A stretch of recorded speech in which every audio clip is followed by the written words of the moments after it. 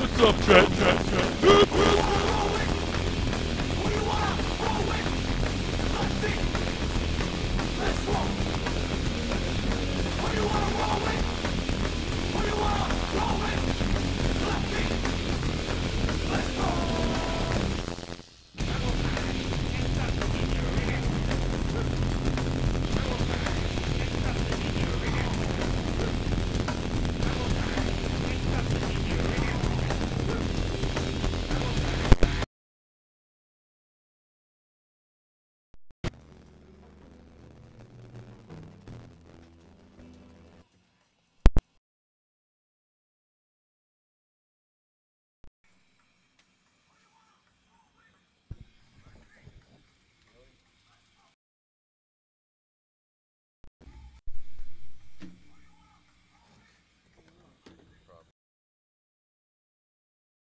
As usual. We are consistent.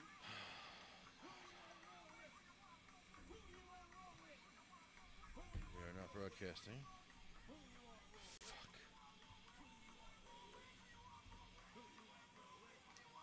Fuck.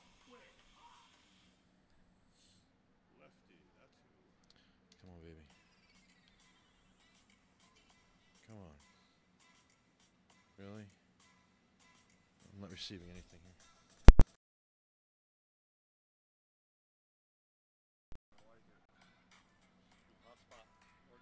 Yeah. The mixer. Again with the mixer.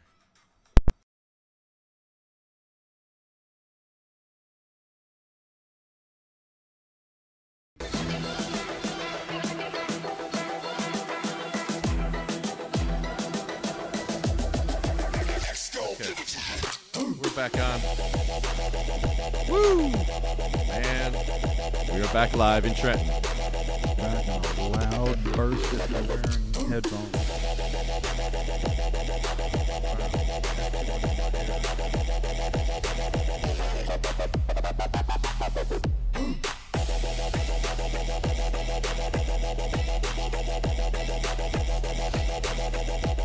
There we go. So November was a great month for cannabis in New Jersey. It was. Got Phil Murphy in there, going to legalize. Got Ed Fortune found not guilty. On the most, the biggest charge, the most serious charge. That is good. That's real good. Yeah, he can't get 12 so far. I mean, But he's still in jail. He's still in jail, and how long will he be in jail? They managed to yank his chain consistently just to get to this. Wait, You stop the think music. they're going to be any more expeditious? And What? He's still in jail. That's what I'm saying. They're not going to be any more expeditious in getting to trial this time than they were last time. They got him where they want him right now. Even if if comes back hung again, then that's it. Wait, isn't Menendez out on bail? Yeah. And I believe he's being held. I believe he's being held to stop him from running for mayor because I believe he could win. He should run. It would be interesting. He should run anyway. And I got to tell you, one thing we learned all across the country last year is you can't just say that's impossible. All right, I had to stop the music because Ed Fortune's still in jail. But he's not guilty, but he's still in jail. All right, I had to stop the music for a second. Just fucked me up there. I know. Sorry. Well, that's wow. That's just a good example of the justice system and how it functions now. Just us. Now we have change is coming, and I'm growing increasingly happy with the way my phrase is. I've instituted a medical marijuana activist whiplash alert. Oh, it was Ed Fortune that was found not guilty. I think we cut out. Ed Fortune was found not guilty. That's right. And he still sits in jail. On the most serious charge. Yeah, he's having a detention hearing, but it'll be in a while. He's got to file paperwork. It takes time. Yeah. While he sits in jail, it's his life. So one thing I like is he turned around and gave a good double thumbs up. In other words, like, don't worry about him. You know, we can be pissed off on his behalf. We can be active on his behalf. But I think right now it's nice because I am so much less worried. You know. They're making a martyr. Yeah, they're doing a damn good job at that. You know, they got another calling if things don't work out as prosecutor, you know. Mm-hmm. Oh, gee. Yeah, she must be embarrassed, Stephanie Katz. And Boyle. How I mean, what did their parents do with the money that they gave him for law school? Really? We didn't begin the podcast yet. They got schooled. We didn't, like, say welcome to the 99th and last regularly scheduled podcast after 3 years. Next week's a special edition. It does come a week later on Thursday. This is our 99th podcast? This is our 99th. Our last, if we didn't add Thanksgiving, this would have been it. Wow. And you know what? I'm good with that, though, and I'll tell you why. Everything we just said. What's going on? The whiplash alert. We just went from having probably the worst right there, if not the worst, governor you could possibly have for trying to get medical marijuana law or cannabis regulations of anything He's the worst all. governor. Anything at all. Well, for everything. For everything in life. But in just in this in particular, and it's been 8 years. That's a long time. For 8 years, the reason 8 years of social injustice. The reason we do Years of this is suffering. we aren't allowed. We don't have a seat at his table, really anybody's table. But you know, it's been. I've been saying for all these years, no, we need to hit the ground running. We need to be there. Here's why, and we've done it by example. And kudos to you, gentlemen. And the best news I got was Peter Cameron. What's his name? The new chief of staff. Yeah, we'll get to Camerano. We'll get to know his name well. We'll have to practice that one. We will, because unlike the current spokesperson, who actually I think the governor should dock, because he does have a spokesperson who refuses to speak often about things, and a lot now during the lame duck session is just, you know, not available for comment, and that's his job. So, you know, it's a taxpayer job. I think, you know, should dock him $20, whatever. I know it would have been a short statement, you know, but it's a principle thing. You know, if we don't have principle, what do we have? Well, other than more money and other people and shit like that. You can get that without principle. But point is, we're looking at a whiplash here as cannabis advocates / activists, because the fight has always been to be heard, to make a point and to get turned down, and everybody thinks you got beat, but you didn't because you make them look bad. And quite frankly, his numbers indicate that that's not been a tough job on anybody's behalf during his tenure. However, to go to a governor who chooses his chief of staff, and you know, I'm holding my breath until I read this. And when I read chooses chief of staff, I'm like, oh, come on. I mean, at least ambivalent. But wait a second. This is the man that was the head of a cannabis trade association, business association. Not the Cannabis Business Association. They certainly working to the same end. Right.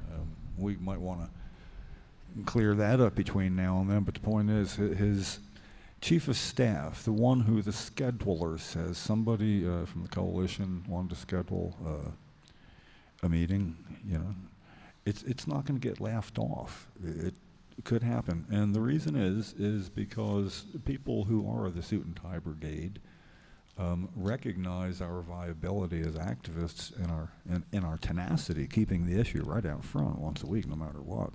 They get it. So when somebody like Bill Caruso, you know, or having a little brain seizure for a second here. Well, really, when anybody they trust says, the coalition and by virtue Sativa Cross. Well, Sativa Cross. You're probably not going to get a meeting based on that, but you will get interviews easy from Sativa Cross. Basically, whatever you do in the future, because we're done as regular doing this, not doing it next year, but. You can't not show up on an as-needed basis, when it's coming up to a crucial area and people want to assemble. My guess is we're going to be asked to podcast in the March and April when it's something they want to call attention to. What about the inauguration? This is like one of these things that's one man's ceiling is another man's floor. The inauguration is the beginning of a term. I'm looking at the moment that comes just before it. You know what I mean? Before, like, whatever is that second, or like when it happens. Yeah, it's sort of like I want to hear the door slam. I want to be right there at that moment. And, unless it's like really inclement weather, don't need a permit. And I'm assuming the inauguration, something takes place in the War Memorial. Yeah, let's do it there. That's the inauguration, I'm pretty sure. The State of the State takes place in the... State of the City? Yeah, well, somewhere in one of the chambers of assembly. In City Hall. No, I mean the governor does a State of the State address. State of the City. State of the State. Oh, yeah, they do that as well. Right, And these are all going to be good things. In other words, here's the whiplash alert. Yeah, we could make signs. I'm gonna have to take care of that. We could make signs, but they're a whole different nature of signs. It's like let's get this done. Hooray! It's a new day. We're making New Jersey great again. Yes, we are. And I didn't stand up with earphones on. Good job. And good job to Ed Fortune's jury finding him not guilty. It was 11-1. There was only one person that was like a sourpuss on that jury that kept and she voted no the whole time. But everybody else wanted to free him. Free the weed man. There's no reason for him to be in there. It's ridiculous. I mean, if Menendez can be out, anybody can be out. Come on now. That guy. So also, I was found. I wasn't found not guilty. I wasn't tried. So how does that work for me? I was found to be an idiot, and they dropped the charges. People are like, when you were in the room with the prosecutor, why didn't you talk about home grow? Dude, that was not the time to talk about anything. All I was there to do was apologize and be in and out. Sorry, sir. Sorry, sir. I'm sorry, sir. Wasn't my fault. I'm a victim of circumstance. It was not my fault. They're saying I didn't clean up the jar after I dropped it, but you all saw the video. I did try to clean up that jar. I picked up the cap. I was in shock. All my medicine was on the ground. And I explained to the prosecutor that this happens all over New Jersey, that patients are being arrested all over New Jersey. It's not just me. And it's kind of messed up because there's people in really bad shape, in gurneys and wheelchairs that they can't get out of. And that's sad because they're being put through the system too. And there are people that we don't even hear about, that we don't know about. I only know 10% of the patients, not even. Probably 5%, and that's a lot. I know a lot of patients. And I know a small percentage. Imagine the stuff that goes on that we don't know about. Imagine all the shut-ins that just are not hooked in to the internet or hooked just out of the loop. It's sad what's going on, and they need to be more aware. We need to create awareness. Oh, did you see my new group, Billy? The psychedelic wheelchair group? Yeah. We're going to do that in Trenton, too. Definitely. Because you got that problem in Trenton all over. You have steps. Oh, yeah, there's no access in any of these Yeah, buildings. there's no wheelchair access anywhere in Trenton. So what we're going to do is, and this is what you can do at home. It's real easy. You take a wheelchair and you paint it up all psychedelic. I want to put tassels on ours. Fucking hang some tassels on it and some beads, man. Just do it up real cool. Put a cape on it. Put a cape on it. You know what? That's a good idea. We can have some messages on the cape. Dress somebody up as handyman. Oh my goodness. From In Living Color. So every day that wheelchair will be chained up somewhere, and then somebody would have to move it every day down the street to another block. A couple of people can have the combination. Get one of those U-locks that you have to like hacksaw through. So you can steal that wheelchair, but you got to work for it. If you want that wheelchair, you can have it. Just work for it. Show me you really want it, because we'll give it to you. Seriously, if there's people that need wheelchairs, take it. Right. Take it if you need it. Obviously, you fucking need it. If you're cutting a chain with a thing with a hacksaw, yeah, you need it. Take it. You must need it. Take the wheelchair. Give it to your grandmother. Whatever you got to do, because that's one thing about life. You got to do is help people. The meaning of life is helping people. I've heard a few people say that lately. I'm very happy to hear that other people are on board with that. Because if everyone starts helping each other, shit, man, we're set. The world would be a much better place. Man, we're good. Man, you help me, I help you. Help me help you. Help me. Helpful. And hopeful and healthful. All right. So the wheelchair. Oh, what's this? Can I find? What video? Which video was I talking about? Where can she find the video I was talking about? Of Hayburn? Of Hayburn? Oh, that's on my timeline. Are we friends? Are we friends? If you're friends on Facebook with me, you can see it. I'm not sharing it with anyone else except my friends. So friend me on Facebook, Denise Stark. I don't think we're friends on Facebook. So yeah, just hook me up. I'm Lefty Grimes, or Edward Grimes on Facebook. And you can see the amazing video of me being attacked in court. How come you all didn't help me? You were all there. You should have helped me. I was being in the courtroom. I wasn't. I came in right. I talk about the buddy system all the time, and you guys left me hanging. You guys, I could have got hurt really bad. Hi, good morning. I'm hurt. Got hurt really bad. I'm scared to go in court now. I was scared. I have PTSD from court. From court. That's a lawyer attacking me in court, man. If you watch on the video, you see I leave. I was not a witness. Damn. If you watch, I'm at like the 12-second mark. Me and baby Sydney, we weren't there. Sydney might have seen it. She might have. Were you carrying her like a papoose on the back? In the front. She could have had a back view. No. Oh. You need a witness. I think the fact that, with your Scutari dropping the charges, with that happening, I think it was probably because he had me listed as a potential witness. He was not happy to see me. That's what it was. He said, I could squash Lefty like a bug, but, He was he's so got mad at he's got me. the power of Jim and the coalition behind him as a witness. God, I know that couldn't be brought to it was bad. trial. That couldn't be. It was bad. Yeah. It was They just all around. they took that where they needed to take it against all hope that you would just go away. But that's No. And good. I showed up in a wheelchair, and that was it. They were like, all right, this is it. Yeah, but when you were done being in the wheelchair, you'd go pack it up in full view of everybody. And it's really what's important is people think that's like really a stunt, but it's not. People regularly use wheelchairs and then stand up to put them in for a lot of reasons, Like when I hurt my feet, it was the walking and the getting there. It wasn't planting my feet and doing something, I just couldn't step. So anyway, yeah, you got how many ramps now? 7? 7 ramps put in 7. 7? But now we're going to get the psychedelic wheelchair, and that's going to get us even more. I hope. I think it will. Yeah, being nice. Okay, I got it. The magic wheelchair. Yeah, the magical psychedelic I got to wheelchair. add some triangulation to this too. Butter.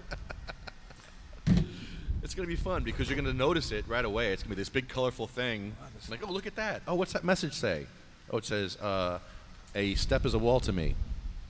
That's what it's gonna That's say. great. Yeah. Oh, that's great. And every town will have a different one. And, every town will have a psychedelic wheelchair. In Trenton, we're going to have one. That's pretty cool. Yeah, and you move it around. And we're not going to call people out like we were. We're just going to be nice about it. Unless they're dicks to us, then we'll call them out.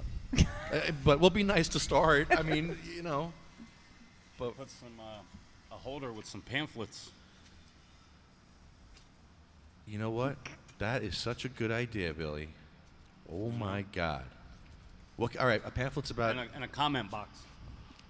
Comment box. Where should What's a your wheelchair hashtag? ramp be put in. What's your hashtag for this? Psychedelic wheelchair. People can't spell psychedelic. Magic wheelchair. They can't. I'm sorry. They're not. All right. Well, all right. Give me some hashtags, people. We need Magic hashtags for wheelchair. magical wheelchair. Magical wheelchair. That's one. Wheelchair.com. That's a good one. All right. Yes, I keep misspelling psychedelic. That's what I'm saying. I keep putting an H in there instead of We an could S. throw a magical butter sticker on there. Yeah. Get a little sponsorship. Get Little plug. The magical wheelchair. Sponsored by The magical butter wheelchair. I don't know. The magical butter psychedelic wheelchair. You think Garen will go for that? Sounds good to me. But we have to call Garen and ask him about that. That'd be interesting. He really donated a lot to this Thanksgiving thing next week. I'm so excited. Well, even just to get a decal to put on the wheelchair. I think I have a couple somewhere. To plug them. Ew. I'm pretty excited Ew. about next week's It's event. gross. Don't do that. Plug. Don't do that. I am excited. I've never done that before. I've never stood somewhere and given out food like that. I'm pretty Well, psyched. you know, it's the gesture and, the fact that you can't. Yes. How you Reach doing, sir? everybody. Who are you? Come on over. I just want a picture of the State House because I was Give him a born- mic. Give him a mic. I just want a picture of the State House because I was born and raised in Trenton, Oh, really? Yeah. and I make pictures out of wood, 3-dimensional, and I want to donate it after I make it, but I need something to follow. Photographs either from Marsville here or from that way this way. So if I can get a photograph, I'll make it out of wood and then donate it to the State House. But everything's closed. How the hell do they get to work? What do you want to do? I sit closer to the Get me mic. a It's really picture. That's loud. what I want to do. My voice must And be who are you? booming today. I'm Laura. Nice to meet you. You're who? Laura? I'll Oh, have to medicate to get my Barry White voice going. There you go. So how do I get into the State House? How do you To get get in? a photograph. To I get just Yeah, want a inside? photograph. it's under renovations now. You can't get in here. You can go into the annex here, Yeah. and right here, there's a state trooper inside, and this is where people who get into the annex. The buildings are, around this yeah, they're connected. I don't know where you can and can't go, but they can tell you. Try right here. You might be able to sneak in. Right there. You might be able to sneak in. I did it once. Yeah, but it's you all don't wanna do stripped. that. Everything's stripped, and it's. Who are you guys? You want some good pictures? We're the Sativa Cross Coalition for Coalition. Medical Marijuana, and we're trying to get cannabis for patients here in New Jersey that are sick, All, Whatever. all sick people. cancer and epilepsy. So, I don't smoke. Nothing. No, nothing. Okay. Tell him Lefty Grimes sent you. I don't. Yeah, use my name. No, to your right. No. To your right, yeah. sir. Yes. To your no. Well, I'll give you a clue. Let's see. 3, 2, 1. There he goes. There he goes. Yeah, All actually, right. the truth be told, I don't. It's getting hot. I don't smoke it either. I use either vapor or I really especially like. Yeah, you don't have to smoke. It No, just I for like- the record. I like the lozenges, that the dispensary, New Jersey's dispensary makes and distributes to patients, of which I am one. I like them. I mean, I don't like the way they taste, but I don't like the way they No, taste. or- I don't like the way they taste, but I don't care. I don't really care. Just for the record, we're not a concierge here. Don't Yeah, be this is asking not us- the info yeah, desk. Don't. It's not the you info got desk. Cannabis questions, fine. If not, Yeah. Well, otherwise we'll Keep it moving. we'll take your picture with us and post it and make you look like a supporter. And facial recognition will give us your name, and then we'll post it where you work. Oh, I don't smoke. He got really he left quick. yeah, Whatever. yeah, whatever. Yeah, he said whatever.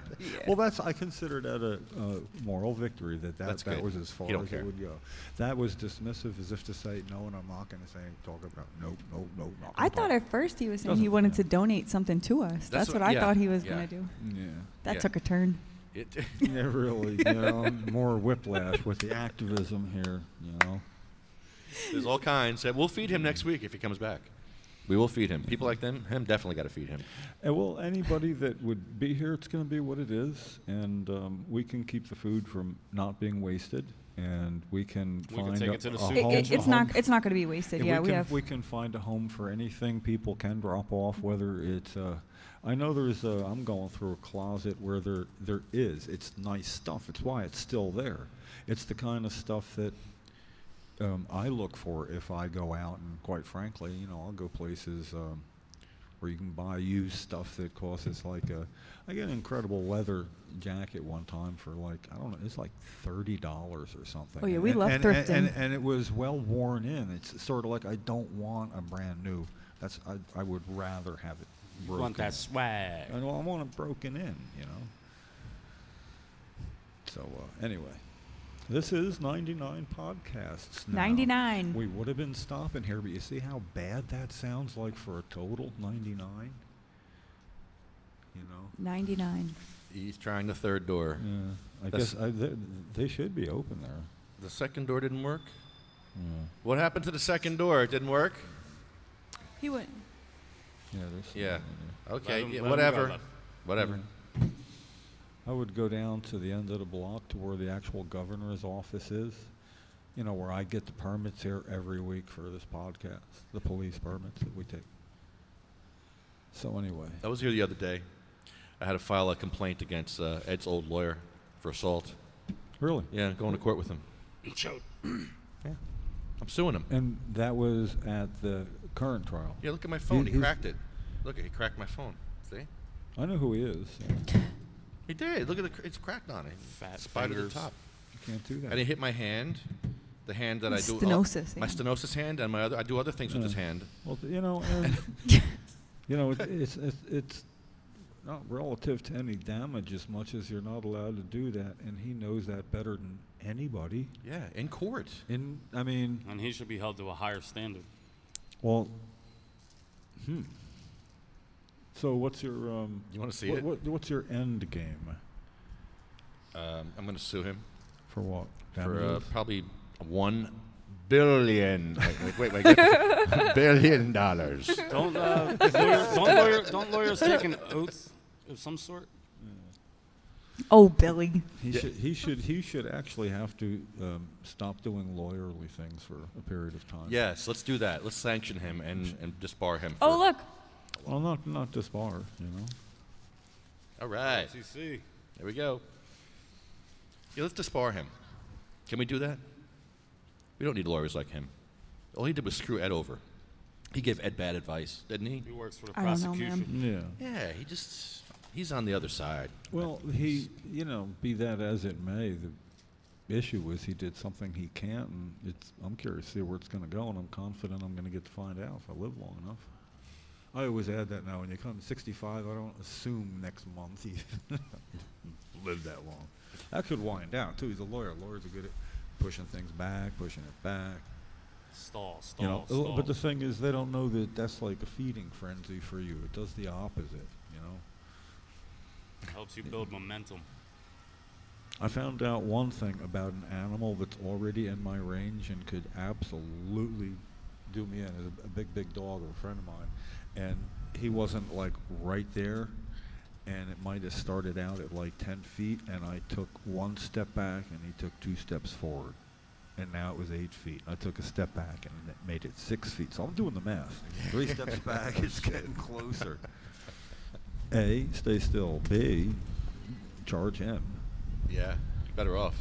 C, wait for my friend to yank his chain from the second floor. There's a big long stairway down. You know, so it went all the way up top. He knew I was in range too. They know that. But anyway, yeah, you're like that. You know, they push you back and you take 2 steps forward. And Oh, look at this, Denise. Without Neil running CanaSense and no legal team behind me, I'm facing 18 months. What should I do? I'm poor. Oh, so Denise, you're a part of CanaSense. I didn't know that. Don't call Edward Hayburn. do not call Edward. So okay, now. I got a call from Lou Santiago. Wait, about so that. Say that so again. CanaSense? Say that again. Yes, Say that again. CanaSense had a problem, and apparently Neil, Huge problem. Neil took over this thing, and there was a big problem. Now tell with us who this. CanaSense is. Well, they used to be a company that got you your cannabis card from California, here in Jersey. And they were successful at doing that. Yes, but now it fell apart. It fell apart before this whole raid, apparently. Yeah. I didn't know that. And the raid involved cannabis? Oh yeah. Yeah. I mean, Lots of I'm cannabis. just trying to establish it because, like, So it's kind of interesting. I I know, think. but nobody else would. So he I believe was in Heightstown, Yeah. and according to the newspaper article, he had a lot of stuff, different edibles, Yeah. pounds, a lot of money. I think they Yeah. confiscated like $700,000, from his bank accounts. Yeah. He had a whole membership program. He had And what would he say that would have been for? I mean, he is in the business of I believe patients getting their card, and this is medicine to patients. Sounds like Is personal is use it- to me. Yeah. Stocking up. Yeah. But no, there was a problem before that, and he was doing something wrong. Obviously doing something wrong, but Yeah. there was a Well, fallout. So I don't know what's going on. Very sad. So the people that were working for him, he's not giving them legal help. No, I think there's problems. A lot of It problems. sounds like it. Yeah, it's very sad. Very sad when money gets involved, and you know what's bothering me? When they legalized cannabis, patients had to wait how many years for it to be implemented? How many? 4 years? Well, it was legalized, signed into law in January of 2010. We didn't get and cannabis then it until- was, I think the first medicine, Ken was just telling me, I believe it was 5 years ago. We're celebrating the 5-year anniversary of Right. the first legal medicine being dispensed So recently. if people that are suffering have to wait Well, that was like 2 years, though. That was like, 2 years, I think it was more than that. well, Greenleaf had it problems. could have been towards the end of 2 years. It could have been 2 years and 9 months or something like that. Like Yeah. a birthday. It was Could have bad. been almost 3. But, That's still a long time. It's not going to take that time of in the state that really sees the economic value. so money's more important than suffering people. Yeah. Yeah. Just When- checking. For getting legislation done, it seems to be a more moving factor. Yeah. Okay. Well, it depends. See, that's just people suffering. That is why Cheryl showed up, because when she showed up, the answer was no, impossible. That was the whole point, to say, like, people would think of me as a patient, the guy with the beard and the hair and stuff. He's the one. No, it's look, it's her. So I see patients becoming involved coming up is what I'm excited about. I see that the lack of home grow in what will be the bill that gets introduced, that's going to get the attention next year, is going to be the one that's passed into law, and it's not going to have home grow. And patients are pissed, and they should be. They're hurt, and and I know when I'm in pain, it's not hard to get pissed off about the little things, but the fact that this could have been, if it was in the adult use bill, they could have circumvented the lack of concern for it being an issue for them, since it was passed into law that they could grow in 2009. That's more of the point. That they did have legislation passed in the Senate by the same man that wrote the bill. It's not going to include home grow for social adult use. How is it that he can be unresponsive to patients whom he and others let down so long ago in 2009 and 10? So you see the play. We want, if it will not be introduced as an addition to the bill, like an addition, Separate. that we want a separate bill, and we want to start now. We want it to overlap that. We don't want to say, oh, we're going to get in line. There is no line. When you're sick, okay, if there's a line, we're going to do this first, and then we'll get to passage of that. Patients are going to have to start taking part. And I like that there's, I'm seeing on the Coalition's Facebook page, gathering of information if you've been arrested for marijuana in New Jersey and you want to tell your story and become a statistic, it's time to do that. So will they take part at that level? Well, I think now that people are talking about legalization, a lot of people are like, oh, good, we made it, it's final, it's done. And now is like really when people need to stand up and speak out, start saying that. If there's a chance that patients are going to be without medicine, then, we have to really figure this out. We got a ghost walking up here now, a frequent visitor from an era long ago. Hello, Greg. How are you doing? Greg Moore is in the house. What's up, Greg? Hi, Greg. Also got Honeybee on the line from Oregon, sleeping in a pot field somewhere. That's what she does. She sleeps in a Just waking pot. up. Just Yeah. waking up in the field of cannabis. Good for you. It's a beautiful field. Oregon's nice this time of year. I'm still dreaming. That's great. That's great. Well, I didn't just like miss something at the end of the show already, is it? No, no, no. I just wanted to call Honeybee and include her in what's going on. It's our last regular Honeybee. show. And I mean, I did drift off a little for a second, but I didn't think it was 2 hours. no, no, no. Time warp.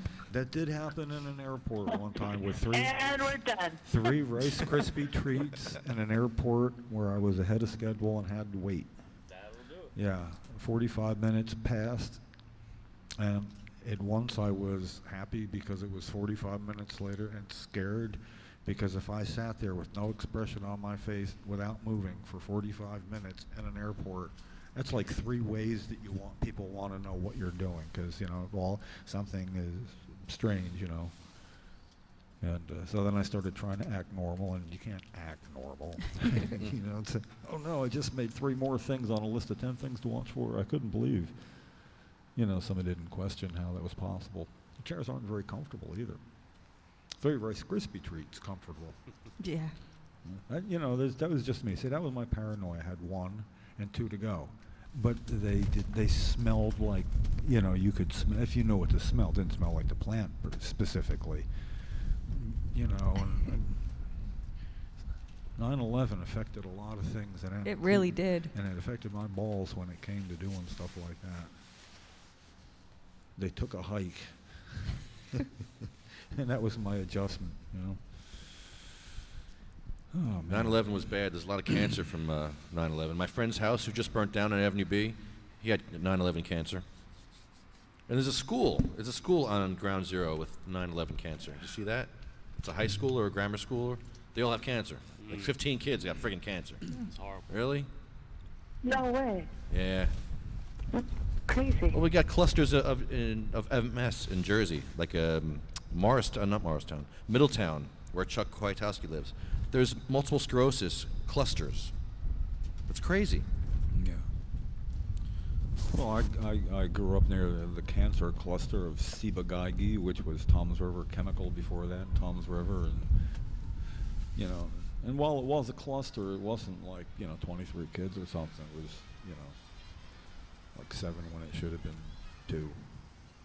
So still significant enough for everybody to remember. Yeah, we got chromium in Bayonne that they're cleaning up right now. See, now you're scaring me, and it's not even about patients dying. You bum me out at the end of every podcast. We're starting it backwards next week, I thought. Not this week. Yeah, Next week we're going to read the list to begin the show. Yeah, we could even, and we could even do it in like little bursts. I mean, it's I don't want to. It's Thanksgiving. I really like the one time we ended the season. It was around the corner, and it was with music and celebration and people singing inappropriate words to songs. It was fun. It was. Denise says her neighbor is a Wave to captain. the kids. A captain in New York City. He has cancer. He retired and is now living in Florida, dying from 9/11 cancer. He's one of her patients. Oh, Denise. Okay, I get it. And Denise is in Oregon, Honeybee. Oh. Yeah, I talked to her on the chat. She's from Oregon. Who is? Denise Stark. Do you know her? She knows you. I don't. Everybody knows you, Honeybee. Everybody in Oregon knows everybody else. You know that. Don't you go bowling together? Terrible. Oh my God. So, Honeybee, my hand still Funny. hurts. My hand hurts. I can't bowl anymore because my hand. Is that where you were assaulted by Yeah. a lawyer? Yeah, my hand really, it's not the same. Other witnesses. Wayne Barini was a witness. Okay. And the judge's camera was a witness. Judge Massey's camera, thank God, was on. Oh, that was a good one. Well, Yeah. then that would be accessible. Yeah, I have it. You want to see it? Have you Well, seen it? I would like to. No, I would like to see it if said no. everybody, No. if everybody could see it. I mean, unless you He think said you no. can describe a. see it. An Not assault. really. You can describe an assault. I did a good job. It's just going to make me angry. Well, I don't want to get angry. It was You're, like, on, you're on the Lefty, job. you can't take pictures of me, Lefty. Ow! Ow, he assaulted Well, me. first of all, there's a difference. There's Just like that? a subtle but very definite difference between can't and may not. You know, you obviously can. I mean, he knows you, right? Does he know you? Who? Oh, yeah.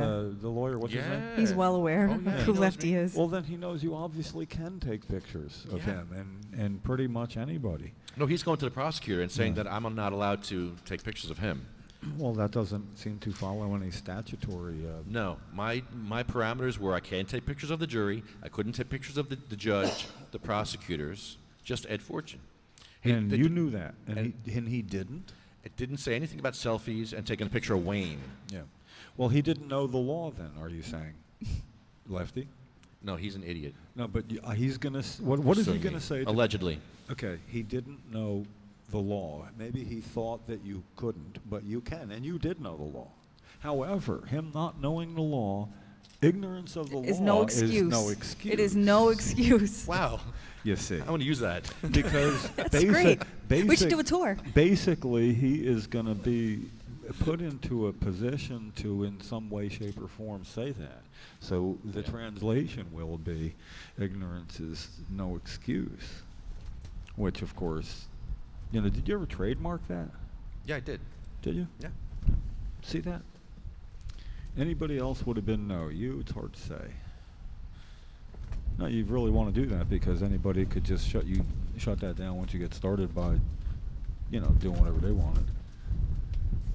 I'll tell you, after 99 podcasts, I'm pretty sure we got everything where it can't blow away. And I wouldn't want it to blow away. But if it blew away on the last podcast, Oh, man. yeah, right. You know, I'd find a way to interpret it positively. You know? Yeah. We'd have a flock, you know. When people understand, I asked, I said, we need this tent no more, and, you know, didn't you hear me say it? Everybody says, yeah, and then the footage is blown away, and next thing you know, people will follow us. You know, things happen. If you need a ramp, I know who to call. Ramp it up, New Jersey. Psychedelic. Is that Psychedelic ramps. or you ought to trademark that too. What does it cost to trademark a phrase? Do you have to prove that you use it? Just say, I'd like to trademark this phrase, and what does that cost? A couple $100. Yeah. It takes time. But you can do it. You go on a government website. It's very easy. It just takes time. I just want to trademark a perfect phrase for like a commercial, you know, and then trademark it, and then write the perfect commercial, and then show it to somebody and say, you can't steal it. I trademarked the phrase, but you can buy it from me and make money. I want to make money off an idea instead of, you know, I hurt my back doing a walkway. I had a broken back in '86, and it's the kind of thing you do stuff, and you find out the next morning. You don't find out as you're doing it. It doesn't hurt then. And you know, I'm thinking that just fosters my need to find ways to make small bits of money here and there off being smart, having good ideas. I know. The dream. The dream. I mean, I say it kind of kidding around, but the thing is, nobody expects it to happen. If it did happen, everybody would say he knew it was going to happen. That was his goal. Oh my God, he got, you know, it'd be dumb luck if it happens. I think we all know that. And the podcast season is going to end without Senator Cruz-Perez moving the ball. That's what we're going to do today. We're going Yeah. to call her up. Yeah, no, Right? no hurry. You had that on the list. She's I on know- our I know list. You mentioned What's that for? We're going to call Senator Cruz-Perez and invite her to Thanksgiving next week and ask her if she has any news about Roger Barber's daughter's bill. Hey, you think Laura would want to come? Because she's probably not working on Thanksgiving. She could bring. Oh, it's going to be cold. We did invite her, so. It is going to be cold. It's going to be 28 up to 43 or something, and the wind's going to be around Oh my goodness. 10 or 11. Are you serious? That's what it's Yeah. going to be? Yeah. But it's going to be sunny. There's no chance of rain. Wow. That's good. Or snow or whatever. Yeah, it's going to be a real brisk send-off for the 100th podcast. Imagine that. Would you have thought 100 podcasts? No. It's amazing. Yeah. It's been amazing. Yeah, the 100, awesome. the second year was a surprise. We didn't do the first year with a second in mind, you know. It's like starting off taking a walk with no destination in mind. You just sort of keep walking, keep walking, keep walking. And then, you know, it's sort of like, yeah, your podcast sucks. And it's like, we're not that kind of podcast. Keep walking, keep walking, keep walking. No, I'm just saying by what's considered podcast standards, we don't segment. We No, don't it's have, not okay, true. it's 12. It's No, not we, true. we do, okay, no, we don't segment the whole show. We have stuff segmented. If we had commercials, yeah, we would. But we're like an Opie and Anthony show. Well, yeah, but this is to our advantage here. The reason we have that, we're not that kind of podcast because that's an indoor podcast where Right, you can segment exactly. and you can control what happens. Everything happens We've had here. people stop by and show us gunshot wounds and Yes. stuff. You know? Oh yeah, mean, I was here for that day. I mean, come on, you can't be. Yeah, it's been and crazy. and they all have a story to tell, and it's surprising how often it actually does relate to cannabis. It all because relates. they know they're more prone to approach us because they can see what we're doing. But the best podcasts we have been with non-scheduled guests that would come sit down, be coming in or out, walking by. You make phone calls when you need to. I know we'll be talking to somebody at Senator Cruz-Perez's office, and I don't know what to say about that.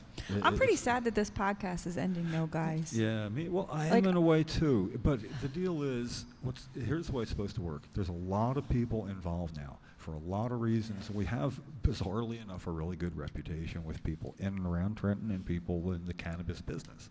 So that as this year goes on, I think there's going to be a minor demand. Hey, Lefty, is there any way we could talk you into showing up? yeah, let's do it. Yeah, there's 125 ways you could talk me into showing up. Yeah. Yeah. The weekly's ending. It's no more weekly thing. You open up your back pocket and look off wistfully into the distance. I'm pretty sad. This is part of my weekly routine. I know. Well, it's become. Yeah. It's what makes it kind of fun, and I realize I miss it in the off season when something happens and I don't have my soapbox. I don't have the outlet to express it at the source of my discontent. You know, that's been an incredible experience for me. It suits me perfectly. And look, they give us a stage. It's sort of like we're in a, you know, we're relegated to here because we can't be there. But this is where we see people we need to see. Perfect spot. And it's where we'll be back when legislation's going to be discussed. And eventually there's going to be a real vote in committee on legalization. That's going to be huge. I imagine that's podcast day. Are they forming a new committee about this legalization? Who's they? What are you talking Phil about? Murphy. I believe they're starting a committee. Well, okay, his chief of staff formerly headed a cannabis business association. Yes.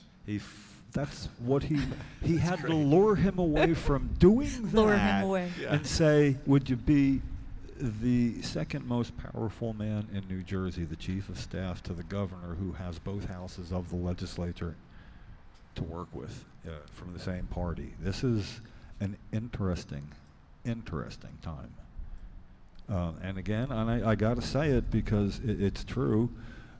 Greg, you'll appreciate this. You got to watch out for cannabis activist whiplash going from Governor Christie to Phil Murphy. Right. It hurts. Yeah. Because Yeah. it could not be a more exact 180 degrees. Yeah. You know, there's no shortcut across that sphere. No. This is, you got to, you know, it's not a slow everything process. we It's like, do whoa. for 8 years has been either to get attention at what he's keeping from happening. The post-traumatic stress disorder edition we started, I forget when, declaring it the #1 issue. That I looked and I saw an old email of mine telling Ken, yeah, it's going to be about $75 for the half-inch foam board signs. It'll be 32 inches by 4 feet, one for each of 13 people who voted against this. And I looked and I remembered that and think, yeah, you know, we put each one up on their own sign, and that's going back a long way. And then when it was sitting on the governor's desk, and people actually, the majority, I'd say 4 to 5, said he's not going to sign it. and I would take issue and say I'm not going to argue about something that's going to happen one way or the other. Just be there when I'm right. And it took a really long time. I mean, it didn't happen real quick because he had a certain amount of time he could delay before signing, and then we found out before the rest of the world and had our guarantee from Wayne Barini. Because of the simple logic, and the shortcut to that is when you know the guy who makes the sandwiches that the governor gets on Saturdays from this fantastic, Barini's Old World Market in Randolph. And when you know that, and that's the governor's done it for a long time, and then when the governor tells the guy to make the sandwiches that he likes to take home and eat, when you tell him, yeah, I'm going to sign it, and then if you don't, you need to start going to a new deli, because no man in his right mind would be enjoying a chicken salad, turned out to be. You don't lie to your chef, ever. Yeah, and well, and if this is his favorite, it's sort of like that gave me such confidence. I've seen legislators reverse their mind for a lot of reasons. This one was a freaking lock. And I explained that to Steve Adubato and Rafael P. Roman when I was on whichever show that was. They do Channel 12. I get the names mixed up. It wasn't one-on-one with Steve Adubato, but it should have been. I'll clip that out and send it in. I'll clip out the part about I'm going to clip it out and send it in. I'll clip it out just before I said that. So anyway, yeah, we did work with him to get that. What showed me the struggle was when children needed it in a non-smokable form. And he signed that into law, and it took a really long time. And we kept putting how many days it was sitting on his desk on a sign. 137? Yes, that was the largest number I see. That was crazy. 137 days. Just sat there. And we showed up every week with that sign. There was a couple other rallies. We'd show up with it then. But he did. But when he signed the edibles thing into law, he put his stamp on it, like a dog pissing on a fire hydrant. He said for children, but not for anybody over 18. Meaning like people who have like, say, lung cancer, right. and they're not going to smoke or inhale anything. No edibles for you. The logic makes no sense. Was, so that was then the... you have to make your own edibles. You have to work harder and cook your own. Well, there was this, but I have a sign for every occasion sitting out in the shed, I'm going to be, I'm not retiring them. Yeah, they're being put down, I got to retire some signs, but I'm clear now. I'm 65. I'm stepping back because this is so much going on. There's so many people. I can help other people who have good ideas and really want to put them into effect. And if somebody says, Jim, yes, I will help. All right, wheelchair. You're going to paint up a wheelchair for me? Paint up a wheelchair? and just chain it up somewhere in your town where there's steps. I'm not going to do that. See? I'm going to be of no help at all to you on that. We need you on the podcast. No. He said no. No. No, I'd go on the podcast. I'm not going to be chaining nothing up like that, though. I won't do it. You get an indoor podcast and you want to talk and we can use our medicine, I'd stop by for something like that. Okay. We'll Same. Do that. We'll do that. You going to help with the wheelchair?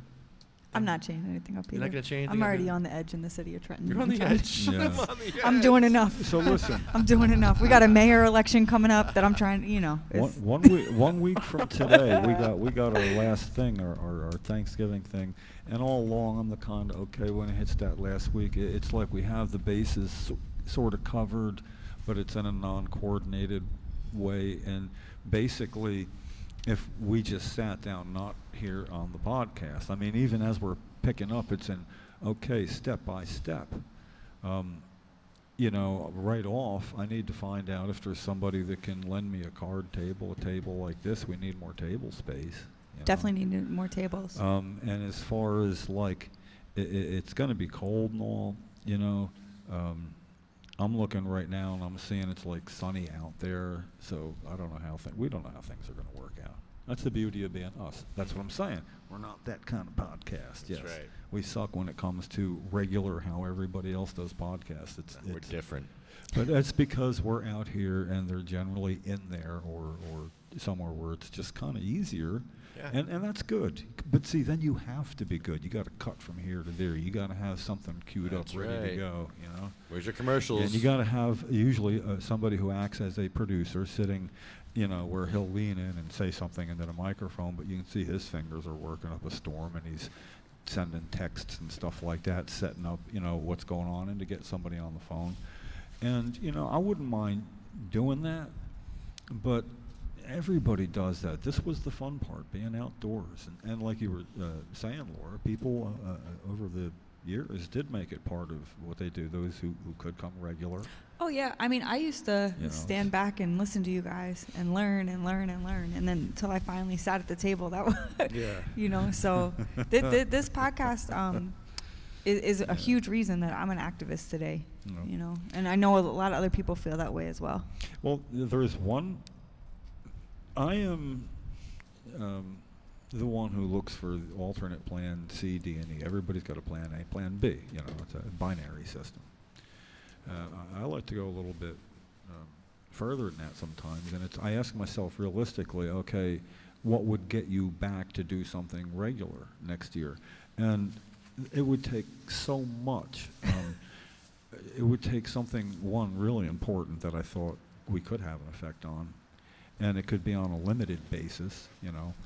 But what about this? What about, is there a way that through our tenacity on a weekly basis here, do we have a supporter in the new administration, the friendly one? I'm trying to use the, you know, the new view and say, could we get a room? You know, could we have a podcast on Thursdays in a room, and people would know it, and, you know, they could come in and listen. They could say, I'm going in to see the podcast, and it's in a room, whatever. Because you are allowed to do that. You can request it, especially through a legislator. So, okay, that wouldn't happen necessarily in this administration, but if we had a purpose like that, this is where legislators would know where we are and could stop by. Could we use our contacts in a new administration to, you know, actually be a visual outlet? You know? Oh yeah, I like that. You know, almost like a weekly rolling press conference of sort, because there's going to be stuff happening maybe every week then, you know. So if it's not moving fast enough, if there's just so much going on, I thought we could have there is ways I'll be available, but see, it wouldn't be setting up the tent and lugging in things, which, you know, it's not that much effort, but, you know. It is, though. But it's the regularity. I would probably, this is how it all began. Jennie was going to do this, and I said, well, I will attend as many as I can.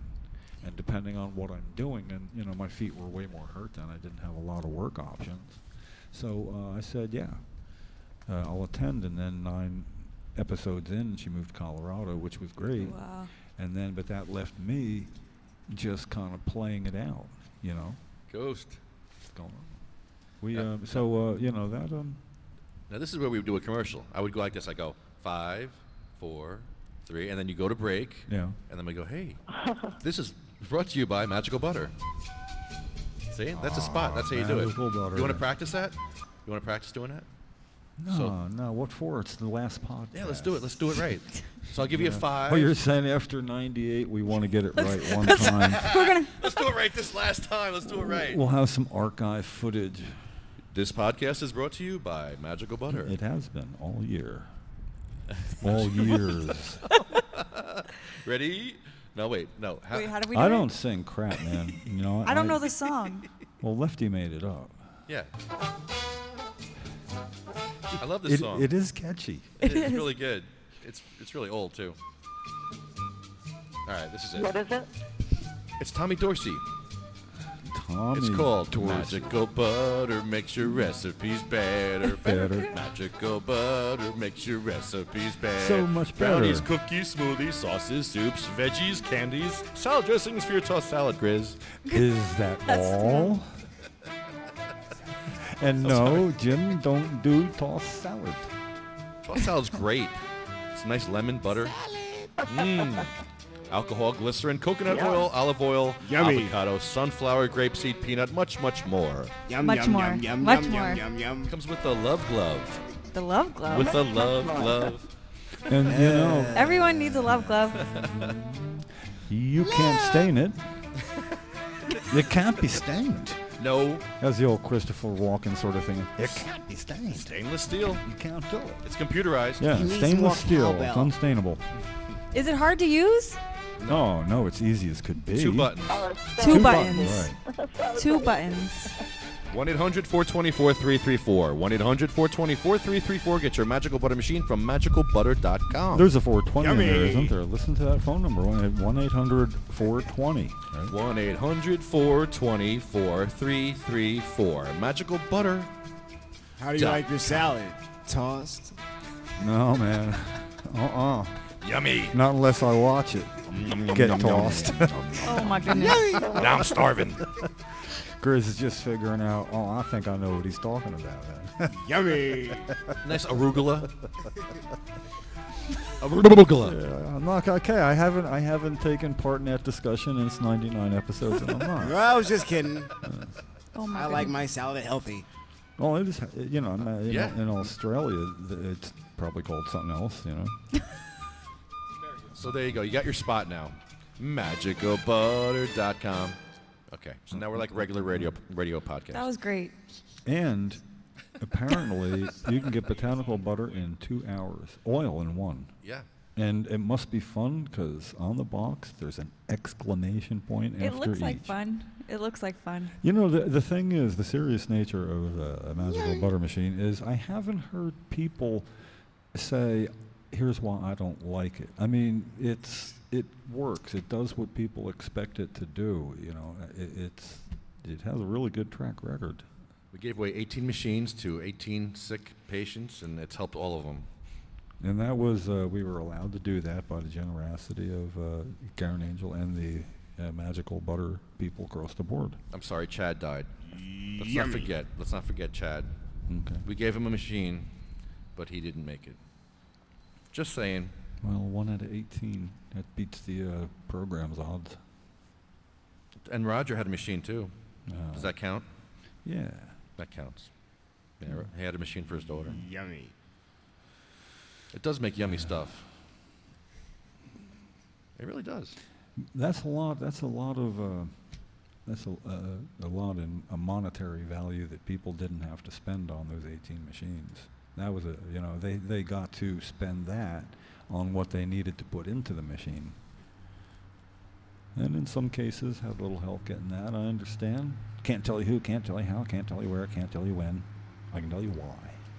The Magical Butter Company, I see them in a lot of the different chat rooms, and it seems that they give out a lot of machines. They sure do. They do. I've noticed. I don't know, the owner. I obviously don't know the company, but I see that they do give a lot of machines to a lot of people that need them. Yeah. That says a lot. It really does. I mean, and it's we're not a high-profile way to do it. I mean, we're who we are. So it's not like, well, this way everybody's going to know, and I'll pick up some sales in New Jersey. Yeah. It's not necessarily. No, he's just out to help, Yeah. man. He's trying to help people. He did get a recommendation through us. From my brother in Canada, he got one, and he's used it a lot. I mean, he gets a lot of use out of it because in Canada it's easier to do that. So he's got an international reputation. Honeybee, Not the end, is it? quick question, Honeybee. It's a reflex. Honeybee, who's the bigger douche, Donald Trump or Chris Christie? Ooh, you're not telling me Donald that. Trump. I think Chris Christie's bigger. Because at least Donald Trump's aware of his douchiness. What's give me a mic? What'd you say? What'd you say, Ghost? At least what? At least Donald Trump is aware of his douchiness. No, he's not. Is he You don't really? care. I don't think he. No. I I think it depends on what day it is. I don't know, Like, man. I don't know. I'm actually not sure that I Donald Trump. think it's a different world. I mean, actually. Yeah, he lives in a different world than we do. We're basically, it's a magical world where you say things and it becomes Yeah, real just yeah. by saying it. It's crazy. Can't imagine the things I'd be saying about myself if I wanted to invent a whole new person. Okay, here we go. Who are we calling? Senator Cruz-Perez. Okay. was our last podcast that we're going to do anything like this. My name is Edward Grimes on the air. Lefty, Grimes on the air. Good afternoon, 5th Legislative District. Ray speaking. How may I help you? Good morning. This is Edward Grimes. You're on the air. I'd like to speak to Senator Cruz-Perez. Is she in? No. I'm sorry, she's not available, and you're breaking up just a little bit, but may I take a message for her? Sure. This is Lefty Grimes, and I'd like to invite her to our podcast on Thanksgiving at the State House.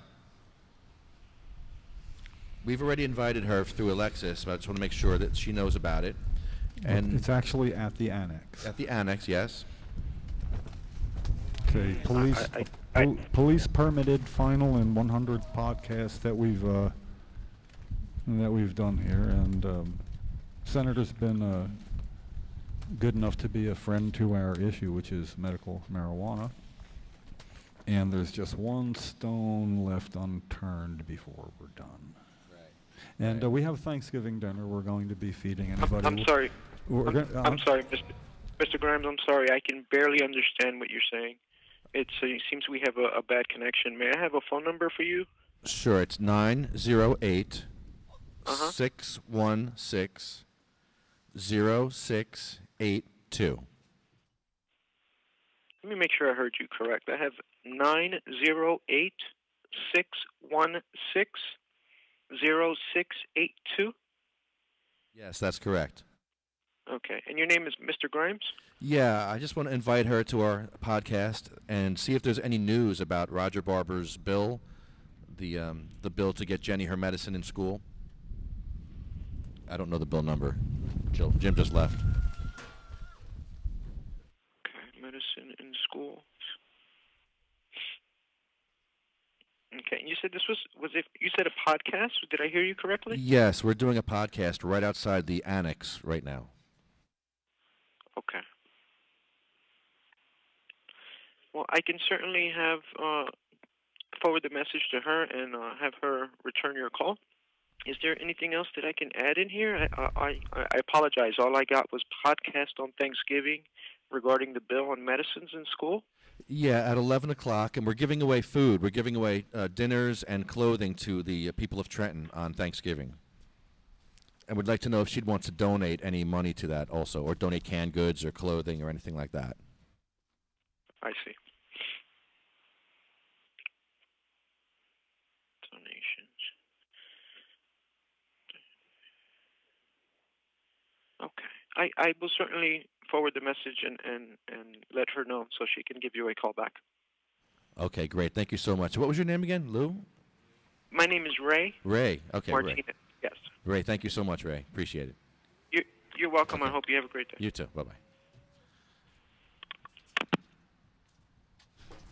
It's cold, brother. Well, that was productive, I think, maybe. It wasn't hurtful, so that's good. Oh, boy. Did you guys get my flyer I sent? I see it here. I Is haven't it- got to look at it yet. Yeah, I have to look at it. Look at the leaves blowing over there. Yeah, Jim. Oh, my. Wow. It's really, really. Oh, wow. The wind is really whipping. 45 seconds. This whole tent's going to be like, It's, yeah, the wind is really, really. This is. All right, so y'all going to complain about us doing podcasts outside? No, this is tough doing it out here. We're dealing with all kinds of elements, wind. Listen to the wind. Here, I got to turn this down. Listen to the wind. Here, listen to this. People screaming. Wow. Hey, Grizz, what happened in court? Okay, so this is what happened, right? They told me that I had to come up with $200 for a public defender. Wow. I bet he's a prosecutor in the next town. You said what? I bet he's a prosecutor in the next town. Like he's a public defender here, and then over there he's a prosecutor. He's just one of those guys that works both sides. Yeah. Making deals. So the next time with I your go life. up there, I'm gonna have to tell them that I don't have $200 to just give you for not using the sidewalk. So that's basically you coming up to me and you applying jurisdiction on me and telling me that I have to give you $200, and if I don't, I'm gonna go to jail for not using a sidewalk. Come on, man. So what? Wait, hold on. What happened now? You were skateboarding. I got you. You were skateboarding. I was skateboarding. And you went off the sidewalk onto the street? Actually, I wasn't skateboarding at the time. I had my board in my hand. And I wasn't on the sidewalk. I was about to start skateboarding until I got stopped. He approaches me. Oh, my God. Are you from around here? Yes, sir, I am. Wait, let's do it again. Well, yeah, hey, boy. Then what happened? Hey, boy, are you from around here, boy? You from around here? Yeah, I'm What's from you around doing here. around these parts, boy? Can I see your ID? Yeah, give me some idea. Let me see your papers. For what, man? Give me your papers. You're being detained. For what? For not using that sidewalk. Okay, I'll use the sidewalk. Get your ass. You grab my arm. Get your ass back here. I'm like, what you got on my arm for, man? You testing up on me. Wow. Grab my arm all tight. He was more scared than I was. Stop I wasn't resisting. scared. Stop resisting. He was terrified. He was like, he knew he was doing something wrong. So I'm like, yo, can you please let go of my arm? He's like, give me your ID. I'm like, can you please let go of my arm so I can get my ID? Give me your ID. Please let go of my arm, because I had my skateboard in one arm, and you holding my other arm. So how am I going to give you my ID? Wow. And both of my hands are occupied. I give him my ID. He's like, well, so are you from around here? And you don't have to ask, you don't have to answer questions. No, you when don't. Police ask you them. You have the right to remain silent. I'm like, so when he asked me that, I'm like, come on, man, ain't nobody friends with you. I'm not finna tell you all that. How long have you been around here? That's none of your business, okay? Don't worry about how long I've been around here. How long you been around here? So after that, you got the gun, buddy. That's when it got real. Homeboy, I put my hand in my pocket while I'm telling him this, because I'm chill. You know what I'm saying? I'm not scared of you. I have a skateboard, you have a stick, and you have a gun attached to your waist. But you more scared than I am. I'm not even scared, actually. You know what I'm saying? So after that, that's when he feels that he has to intensify my heart to scare me. So he says, get your hands out of your pocket, get your hands out of your pocket, get your hands out of your pocket! 3 times at once, in a matter of 2.5 seconds. Then he snatches my hand out of my pocket, and then he grabs my other arm, and he says, why are you tensing up on me? Then he slams me on the ground, puts me in handcuffs. Because you're wrestling me? Starts going through my pocket. 2 other cars pull up. I'm on the ground looking crazy. And then he says, you're under arrest for obstruction and not using the sidewalk. I wish he knew how stupid he sounded at that point. But I'm gonna make a fool out of him when I get my stuff right. You know what I'm saying? But did you get the police report? Ridiculous. Not yet. That's why I came to see you today. We have to get that. We'll discuss that later. But yeah, we need you know to what I'm get saying? that. It's ridiculous, man. Yeah, that's detailed. You want to see the detailed their explanation? To make it even worse, on the report, he said that the defendant refused to move his hands from his pocket and prevented the officer from moving his hand, when on the video it clearly showed that he snatched my hand out of my pocket and then he grabbed my other arm. So that's excessive force and unreasonable seizure. You did not tell me what my crime was. You putting me in the back of a police car. Well, I want to go there with my wheelchair, and I want to go there with the wheelchair and show me exactly where you skateboarded and how where he was. It's dirt. There's dirt on the sidewalk this thick. You can't skateboard over it. So how? Right. So who wants to skateboard on the sidewalk? So my wheelchair probably can't get over that either. I'm going to show that in court. I'll make a video of that. You want me to use the sidewalk? Fix it. Yeah, fix the sidewalk. It looks like it's all dirt. Next to me. Monday is when I gotta go back to tell them that I don't have money to pay for a public defender. All right, represent yourself, and I'm there. I'm there with you. That's what I was thinking. You probably do better representing yourself. Yeah. Pull a Ed Fortune on him. Yeah. Damn right. I ain't scared of these people. No, just do it. Fight him. It's a bullshit charge. It was a lie. The cop So, lied. that's God don't exactly- like it when people bear false witness. No, they don't. The 10 Commandments is sitting right out front of City Hall. Nope. Thou shalt not bear false witness. You lied on the police report and you said that I prevented you from moving my hand from out of my pocket. You snatched my hand out of my pocket, you liar. How else are you supposed to react to someone trying to get into your pockets? Right. You know what I'm saying? Natural reaction would cause no. Officer no. fag nosy. Like, regardless if you're an officer or a regular person, you're not going to walk up to somebody and try to take their hands out of their own pockets. That's like... You going to arrest somebody for not taking their hands out of their pocket and then say that they're resisting arrest? Well, what am I being arrested for? For putting my hands in my pocket? Come on, That's man. a crime now. Yeah. They're going to ridiculous. They're going to stop making pants with pockets in them. People, do not put your hands in your pocket. It's illegal. Even when it's apparently. cold out. It's illegal, apparently. Because if we catch you with your hands in your pocket, you're going to jail. We're gonna arrest you. Have you ever dealt with a police dog? A police dog? No, sir. I damn sure don't plan on it either. There's protocol. When a police dog is chewing on your body, you cannot resist. Oh, what? You cannot resist. You have to lay there and allow that police dog to chew on your to gnaw scrotum. on your okay. Assault on a Picture police that. dog otherwise. Yeah, you cannot resist. You have to lay there and let the dog bite your balls. Just so you know, I don't want you guys getting in trouble. So he assaulted my canine when he was chomping on his. What? Crazy, man. Are you serious? Crazy. Yep. This guy, he's got his dogs. His dog is like latched onto my aorta, and you want me not to? No, you can't do nothing. No, stop resisting. Stop resisting. What? The officer is Stop resisting. That's an officer of the law. I can't stand liars. He doesn't have thumbs. He's not an officer in my eyes. No, they're smart. Once they become officers, they're really smart. And they know yeah? all the laws. They know Oh, yeah? exactly how to treat you. And the dogs are smart. We got smart dogs. And they're colorblind, so that's a plus. No, I don't know about that. They're trained to go after the black guys, I think. It's my liberty, and I need it now. Well, they send eye signals to the dogs. You never see that, right? I mean, when the dog is supposed to sit, do whatever he does. Yeah. You telling me you can't just have a little like that? Yeah, the right. dog does that, you know. You wink at the dog. Doesn't know why he's not getting food at that moment, but he did just what you told him, you know. Crazy, man. Wow. Crazy. No, we're going to fight this, Grizz. Yes, we will fight it. As a team. We're going to fight it as a team. We're going to go in there hardcore with a bunch of people with cameras. Let's go film the prosecutor. And they're gonna be like, all this for that? Yeah. For hands in the pocket? Yeah, well, this is what happens. No little victories. Leave us alone. I'm glad that he lied, because God is gonna judge him for that. Did he Miranderize you as? He did that when I was in the back of the car. Oh well. He didn't give me no Miranda warning. Let's get that report today. We need that report. Let's get it. Because that's got the See what they fabricated. I also have a surprise for you too.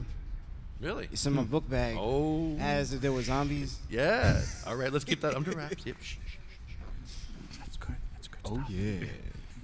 Also, you can't talk about zombies. I went to like McDonald's the other night, right after I came from court, and I met this guy named Eric Cooper, who's a writer, very talented. This guy is the creator of his very own superhero. Nice. And he's like underground, and he's had affiliation with people from Marvel and DC, and he was giving me game. You know what I'm saying? He was like telling me what I should do to be able to make a hit and be successful. We got a hit. Don't give away any secrets, Grizz. I'm not. We're gonna do this right now. I'm just giving you a hint. This. I'm just giving you a hint of a new comrade that I'm gonna have to add to my super anti-hero clique, because this guy is awesome. I would love for you to meet him. He has some very good words of wisdom. His character is called Night Seeker, and he is Night Seeker. Like, he's a real life superhero. Like, he has stories to tell, and a lot of Marvel and DC executives have lots of respect for him. And I just met him just that one time that night. I guess he said that the universe makes certain things happen for a reason. We met for a reason that night, because when I came from that courthouse, I'm like, wow, I have to come up with $200 for not using the sidewalk. Like, come on now. And then it's like this, him just sitting there was like a ray of hope, because he saw my shirt, my Peter Darker shirt. Nice. Let me show you. Right, is this right here? My Peter Darker shirt. He was like, "Is that Alien?" I'm like, "Nah, this is me, Peter Darker, the super anti-hero." And we started talking from there, and it was a wrap. Got his number and everything. I'm gonna hit him up today, and I'm gonna let you know more about him. He's a really cool guy. Yeah, and he's from Trenton too. I'd be pissed off too, because Jim, that doesn't happen to white people. We don't get jaywalking tickets. We don't get tickets for walking on. I got some wind control. I got signs blowing around. If you notice. When I went to Linden, I saw a second black guy with a friggin' jaywalking ticket. They give black people jaywalking tickets. I've never received one. I've never witnessed one. That's dumb. That shouldn't even be. What is that named after somebody or jaywalking? It just I think it's the it just seems like I don't know.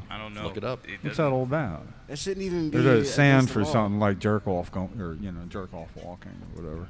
It's called jaywalking. Crazy I was just kind of curious. I mean, you didn't stop what you're doing, but yeah, I might just hold that Thanksgiving sign out in the sun, sit on a chair or something for a while. Okay, a J used to be a generic term for someone who was an idiot a dull, a rube, an unsophisticated, poor, or simpleton. What? Really? Yeah. So like an idiot. All Get of Americans. out. See, we learned something there. Jaywalk. Idiot walk. Idiot walk. If you're not a genius and you So cross what the was- street. Yeah, but why J? I mean, does it say why? J used to be a generic term.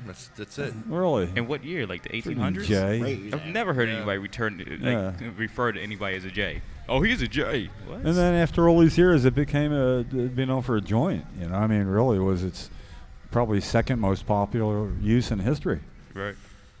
I don't think jaywalking would be. And number one in my book. and I'd smoke a J and I'd turn into that simpleton. For the record, I just want to say this proudly, though. Right. You know. But what's that? they got Batman versus Superman out. I think that's pretty cool, but I would think it would be a lot cooler. Yeah. They need to do a live action Black Panther versus Captain America. Nice. Right? Jack Kirby got fired for that after the first 10 issues. It was like, oh no, we can't have that. They don't like the symbolism behind that one. Ooh, no. Let's call him Beige Panther. Why does he have to be Black Panther? I would love to see that.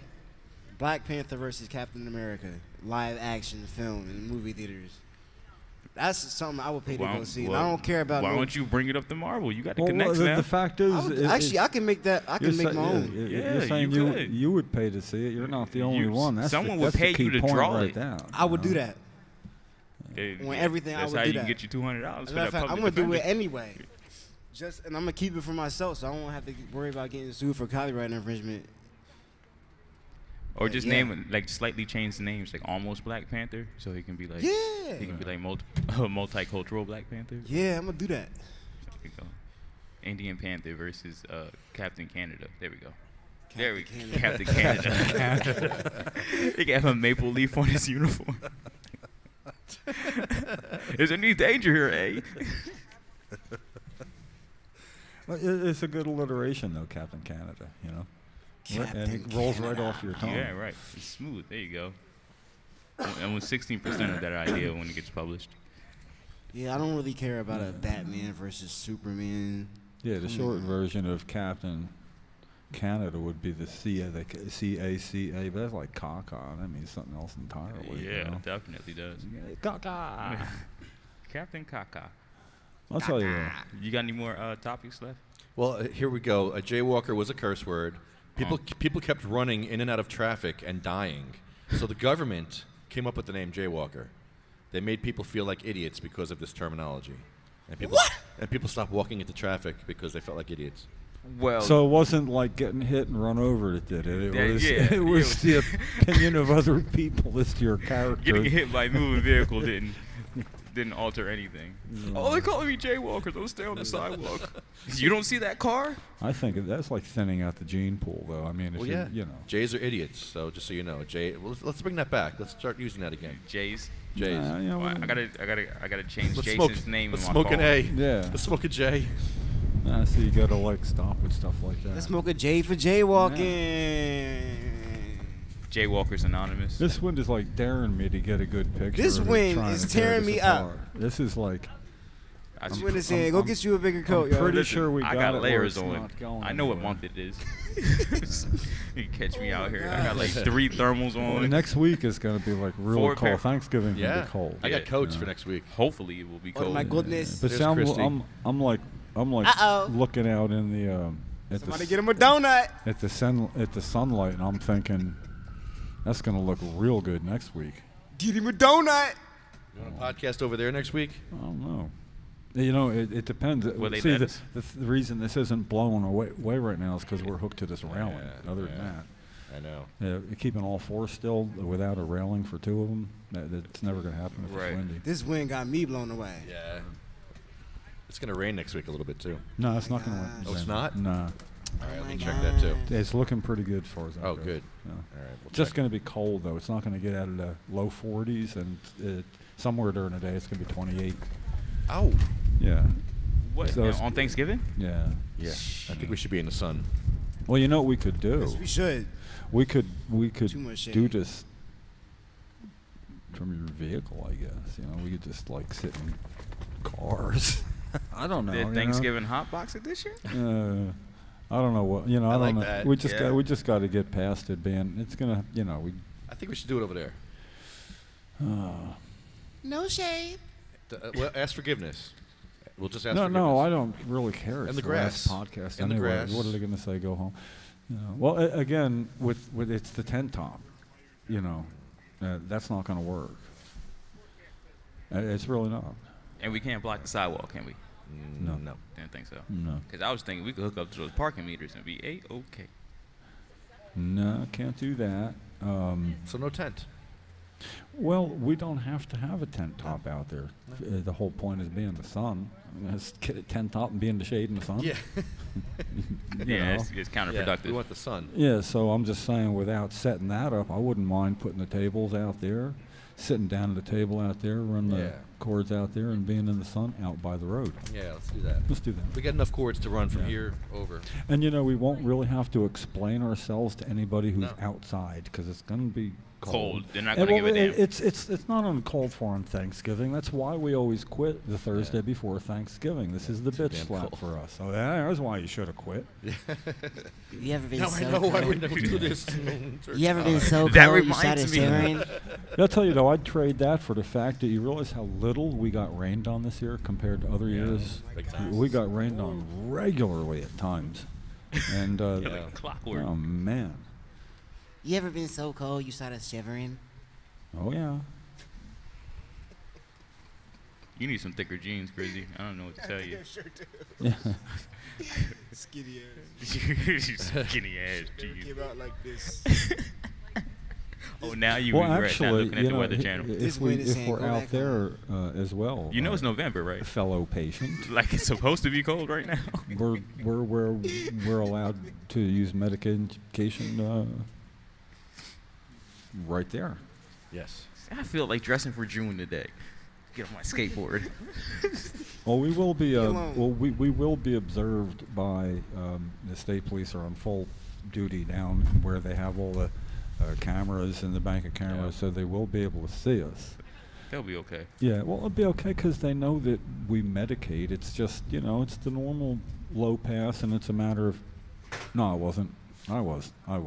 It's like anybody cards got their hand up. Right. The old system used to be when we were in front of the State House, across the street in between two stairwell things there, and that would be just a place where nobody ever carded. So non-patients are allowed to hang with patients. You don't have to keep your distance. So the patients always faced this way, leaning on the wall, right. And the non-patients always faced the other way, taking the low pass. Right. That's all. But we don't even have to do that out here. It's sort of like. I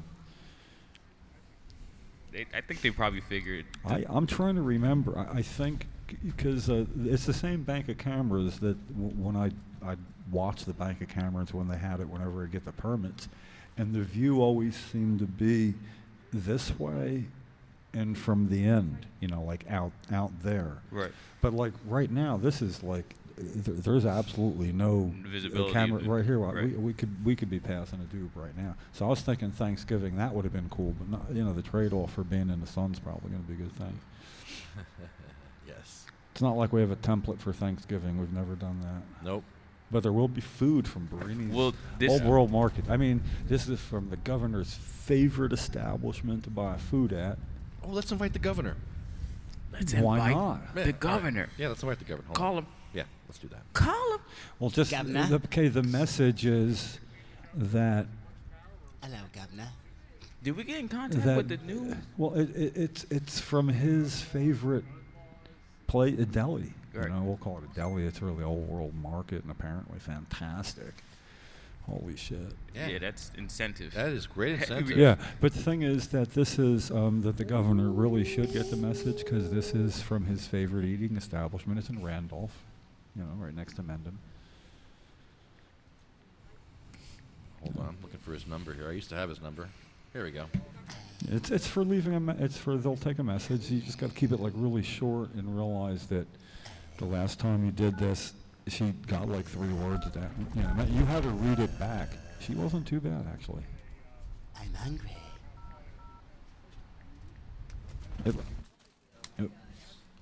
Hold on. Okay.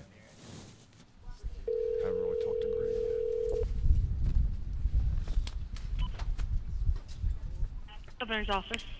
Yes, hi. This is Lefty Grimes. You're on the air. This is we do the podcast outside here in the annex. We'd like to invite Governor Christie to our podcast next week. We're giving out free food to the people of Trenton. We're giving clothing, and we're it's being donated from Barini's Market, one of the governor's favorite places to eat. So I think he'd want to be. He might be interested in that. Okay, hold for 1 second, please. Sure, thank you. That wasn't the governor's person. Governor's Session Office, Kelly speaking. Hi, Kelly. This is Lefty Grimes. You're on the air. We do the State House podcast here outside in Trenton here, and we want to invite Governor Christie to our podcast next week. We are giving away food and clothing and canned goods to all the people of Trenton, and it's being done by Barini's Market. They're donating food, and it's one of Governor Christie's favorite places to eat. And if he says he wants to come, we'll get him a chicken salad on rye if he comes. You have to submit your request in writing for it to be considered. Oh, you want our email address? Yeah, sure. Go ahead. The email address is scheduling.messages@nj.gov. Hold on, make sure I get this right. Scheduling.messages.newjersey.gov. Messages. Messages.newjersey.gov. Okay, great. We'll do that. Great. Thank you so much. Is this something he might be interested in? Is he free next week? You're welcome. Is he free? Hello? Your phone is breaking up. Oh, all right. Okay. Well, I'll send you the email. Thank you. Okay, you're welcome. All right. Pulling teeth here. All right. Well, we tried.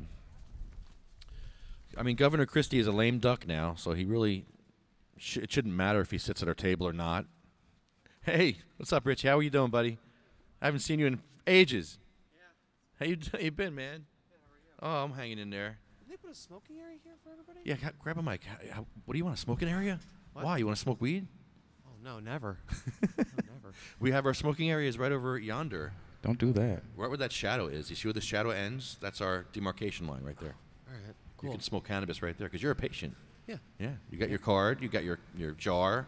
Yep. Okay. Actually, I was at Cranberry, a couple weeks ago. I literally walked out the door, and I dropped the bag with the jar in it. I almost broke the freaking jar. See, I'm not the only one. I am not the only one this happens to. Yeah. Well, I don't even have, issues. I just happened to drop it. It just slipped out of my hand because my hands were full because I was putting my card back in my wallet, because they take your card there. So yeah, I was just slipping it back in my wallet, and it slipped out of my hands, and it fell. Happens. Wow. Yeah. Luckily, the jar was still in the bag, but I mean... Luckily, no cops were around to see you do that and say, hey. Unlike you. Oh, man. Unlike you. Hey, I was found not guilty or whatever. No charge. After how many times? 6 times, 4 different prosecutors, a bunch of stress, and yeah. And then I got yelled at the end. He's recording you. How does it feel, Lefty? Are you recording me? I don't approve of this. No. I want to hay burn you. Hey, burn. Hey, burn. I can't believe he assaulted me. Yeah, I saw that. That was, wow. The nerve. The nerve of him in a courtroom where he works. Yeah, he should know better. His place of business where he's supposed to be professional. Huff day. No. I was more professional than him. Lefty Grimes was more professional than Hayburn in court. Imagine that. Oh, that's great. That's incredible. Yeah, that's embarrassing. Why didn't they arrest him? Seriously. Yeah, he should have been arrested right there on the spot. Right there. Yep. Tackled, tased, all that. The whole 9. Hogtied. Dragged out on his belly. Do what they do to black people in Trenton. Of course. No remorse. Well, no remorse. That's your answer right there. Yeah. So I've seen this video on Facebook that kind of tickled my fancy a little bit. It was this lady smoking a cigarette in a football stadium. And the cop comes over and he's like, yo, you got to put the cigarette out, man. And she's like maybe in her 60s, 70s. And she tries to hand the cop the cigarette. And he's like, all right, that's enough. Yanks her out of the chair, tries to arrest her. Everybody's like, oh, my God. Yeah. I'm like, well, that's regular shit. Get used to it. That's regular shit. White lady, too. So that's why it tickled me. Oh, now you feel. You know what I'm saying? Like, now you feel what we feel. Wow. Or a small portion of that. What was she trying to do? Give the cigarette back to the cop? Give the cigarette to the cop. Why? Like, I don't know. That was kind of dumb. Maybe was she drunk? No, I don't think so. Not in a football stadium. I hope not. That's a bad look. Maybe she had a concussion. You're too old to be getting drunk in broad daylight. The sun is still up. What's up with you? The sun is still up. At least wait for the sun to drop out the sky before you get drunk. That's crazy. Wow. Damn. Well, you know, it was nice running into you the other day. Oh, yeah. Lefty pulled up on me at work. I'm at work minding my business. I recognized the Nishan pulled up. I said, Lefty! I was like, what are you doing here? I work here. Oh, What cool. are you doing What here? are you doing? I'm getting gas. Like, I'm why? hungry. I came to get food, too. But yeah, it's those not there. prices are crazy. I didn't know that. I don't even buy food from there. Shit. Well, do we know when Ed's gonna get out of jail? Never. I mean, come on. What the hell? Who do we call? Want to call a prosecutor? Sure, let's dial prosecutor. Let's make some calls today. Let's dial. Mercer County Let's dial prosecutor. the prosecutor. Yeah, let's do that. Mercer. Oh, people can't hear me. I mean, like, how longer can they possibly keep him? Like, I left turn my mic off. They can keep him in for 180 days. 120 days. 4 more months they can keep him. Legally. Yeah, it's sad what they do to people in Trenton. It's crazy because Ed Fortune was doing a lot for this town. yeah, he was changing things around. He's making things better, and they want status quo. They want misery and crack because it keeps them in business. Right. All right, Mercer County Prosecutor's Office. What should we say? You guys do the talking because I'm going to be mad if I talk. I'm done. But be nice, be respectful. We don't know when Ed's getting out because cops with child porn are out. Really? Yeah, that guy from Great Adventure. He was in jail for less than a week, and he was caught with a bunch of crap, child porn included. Shit. We working?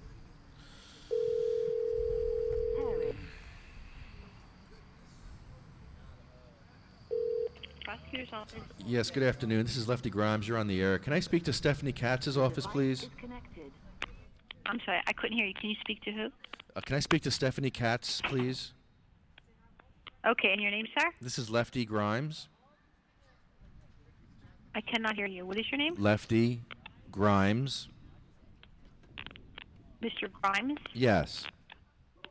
Okay, this is in regards to... Edward Fortune's case. Hold on. Thank you. Hold on, please. Thank you.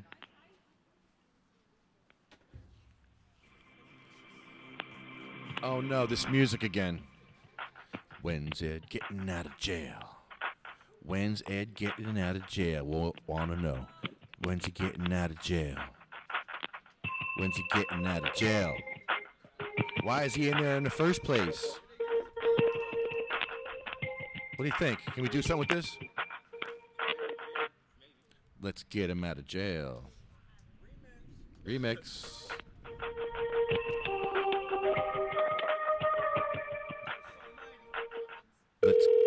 Stephanie Katz.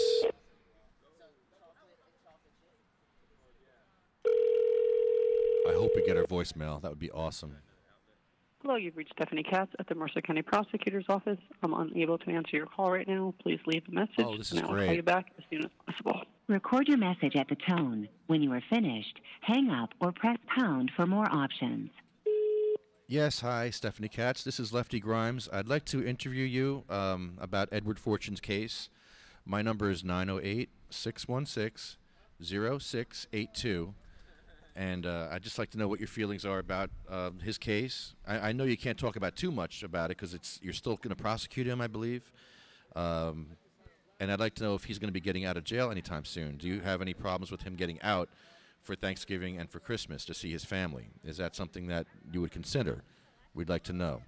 So can you please call me back? My number is 908-616-0682, and my name is Lefty Grimes. And we spoke once in court, and you said to schedule an interview with your department. So I'm trying to schedule an interview with you. And I am an award-winning journalist, so and I'll be nice. I'll be, I want to know what your side of the story is, because I hear Ed's side, and I hear the side of a lot of other people. I want to hear your side of the story, why you do this, and maybe some history on you. Okay, thank you very much. And again, 908-616-0682. Thank you very much. Okay, so there's Stephanie Katz. I left a message for her. I think we're still recording, but that's all right. That's what I do.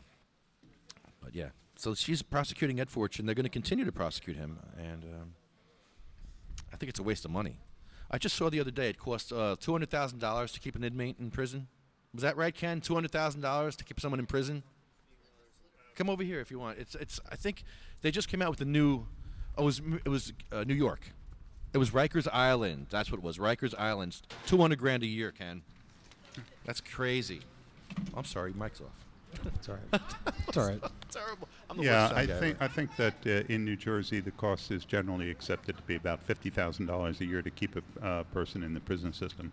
So it might be less than that in the counties, but in the county jail system. But in the state prison system, they have a very good prison system here in New Jersey. It's they have just exquisite security and control and training and the best equipment. So those things are, we have a very good prison system, but we pay for it, and we pay for it. The taxpayer pays for it by spending about $50,000 a year to keep an inmate in jail.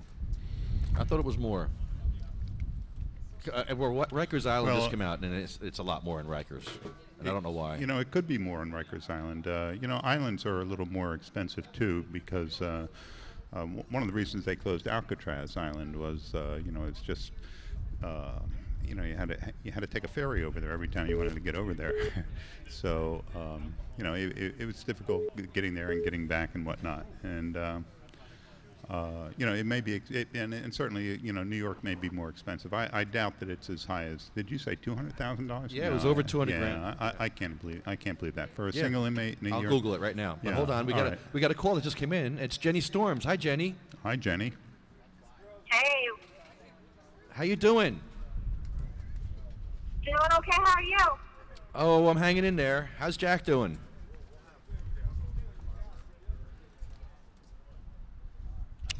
Uh-oh, did I lose you? Are you on speakerphone? Can you take us off speaker? I can't because I'm driving. Okay, I'll do our best here. I just wanted to see how Jax was doing. He's doing good. Good. Good. Yeah, I saw pictures of you, Jennie, from the Cannabis Nurses Conference in Las Vegas recently, right? Yes, it was awesome. It was so much fun to be in Vegas with Julie and Heather and all the other nurses. Yeah. It looked like you had a nice time. There was a great many nurses there. It was really great to see. I just got back from a nursing convention in Montego Bay, Jamaica, where about 30 nurses got CEUs for learning about marijuana in Jamaica. It was great.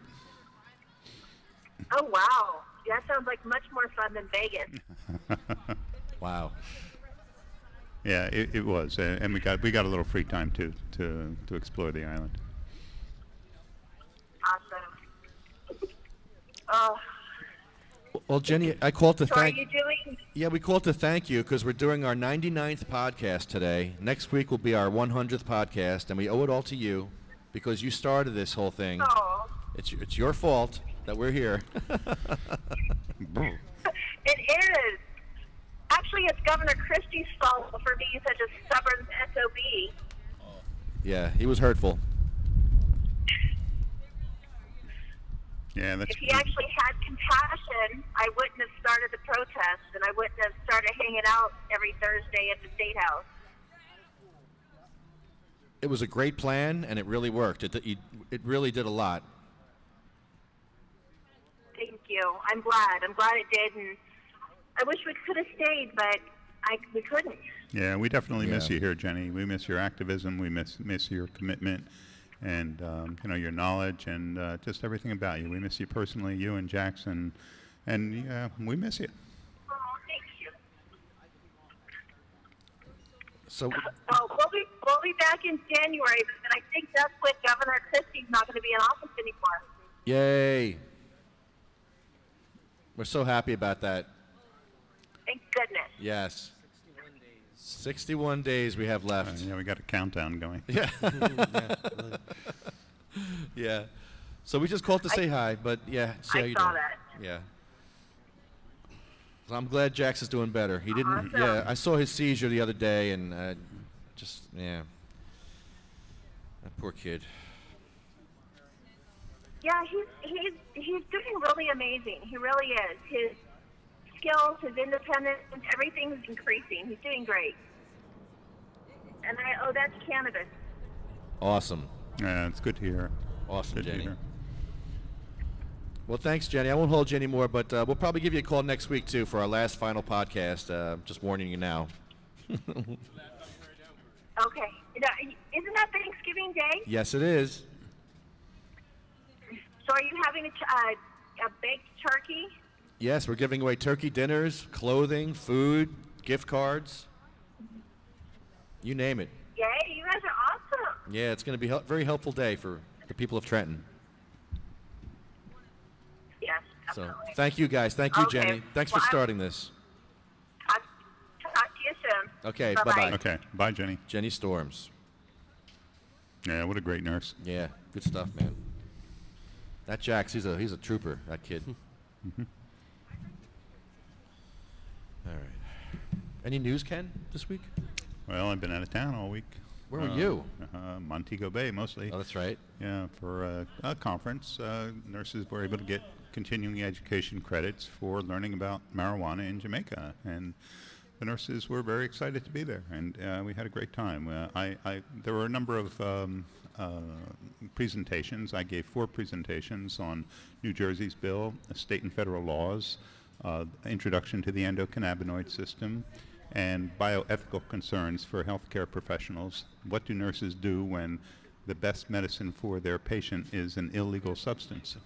So we talked about that, and it was a very, very good, very good conference. Very, very glad to see it. Stayed at a 5-star, all-inclusive resort, Iberostar, in Iberostar, right on the beach in Montego Bay. Did you see the medical cannabis there? Well, no. There's always been a lot of cannabis in Oh, yeah, we know. Jamaica. Medical, though, the medical. No, I didn't see the medical.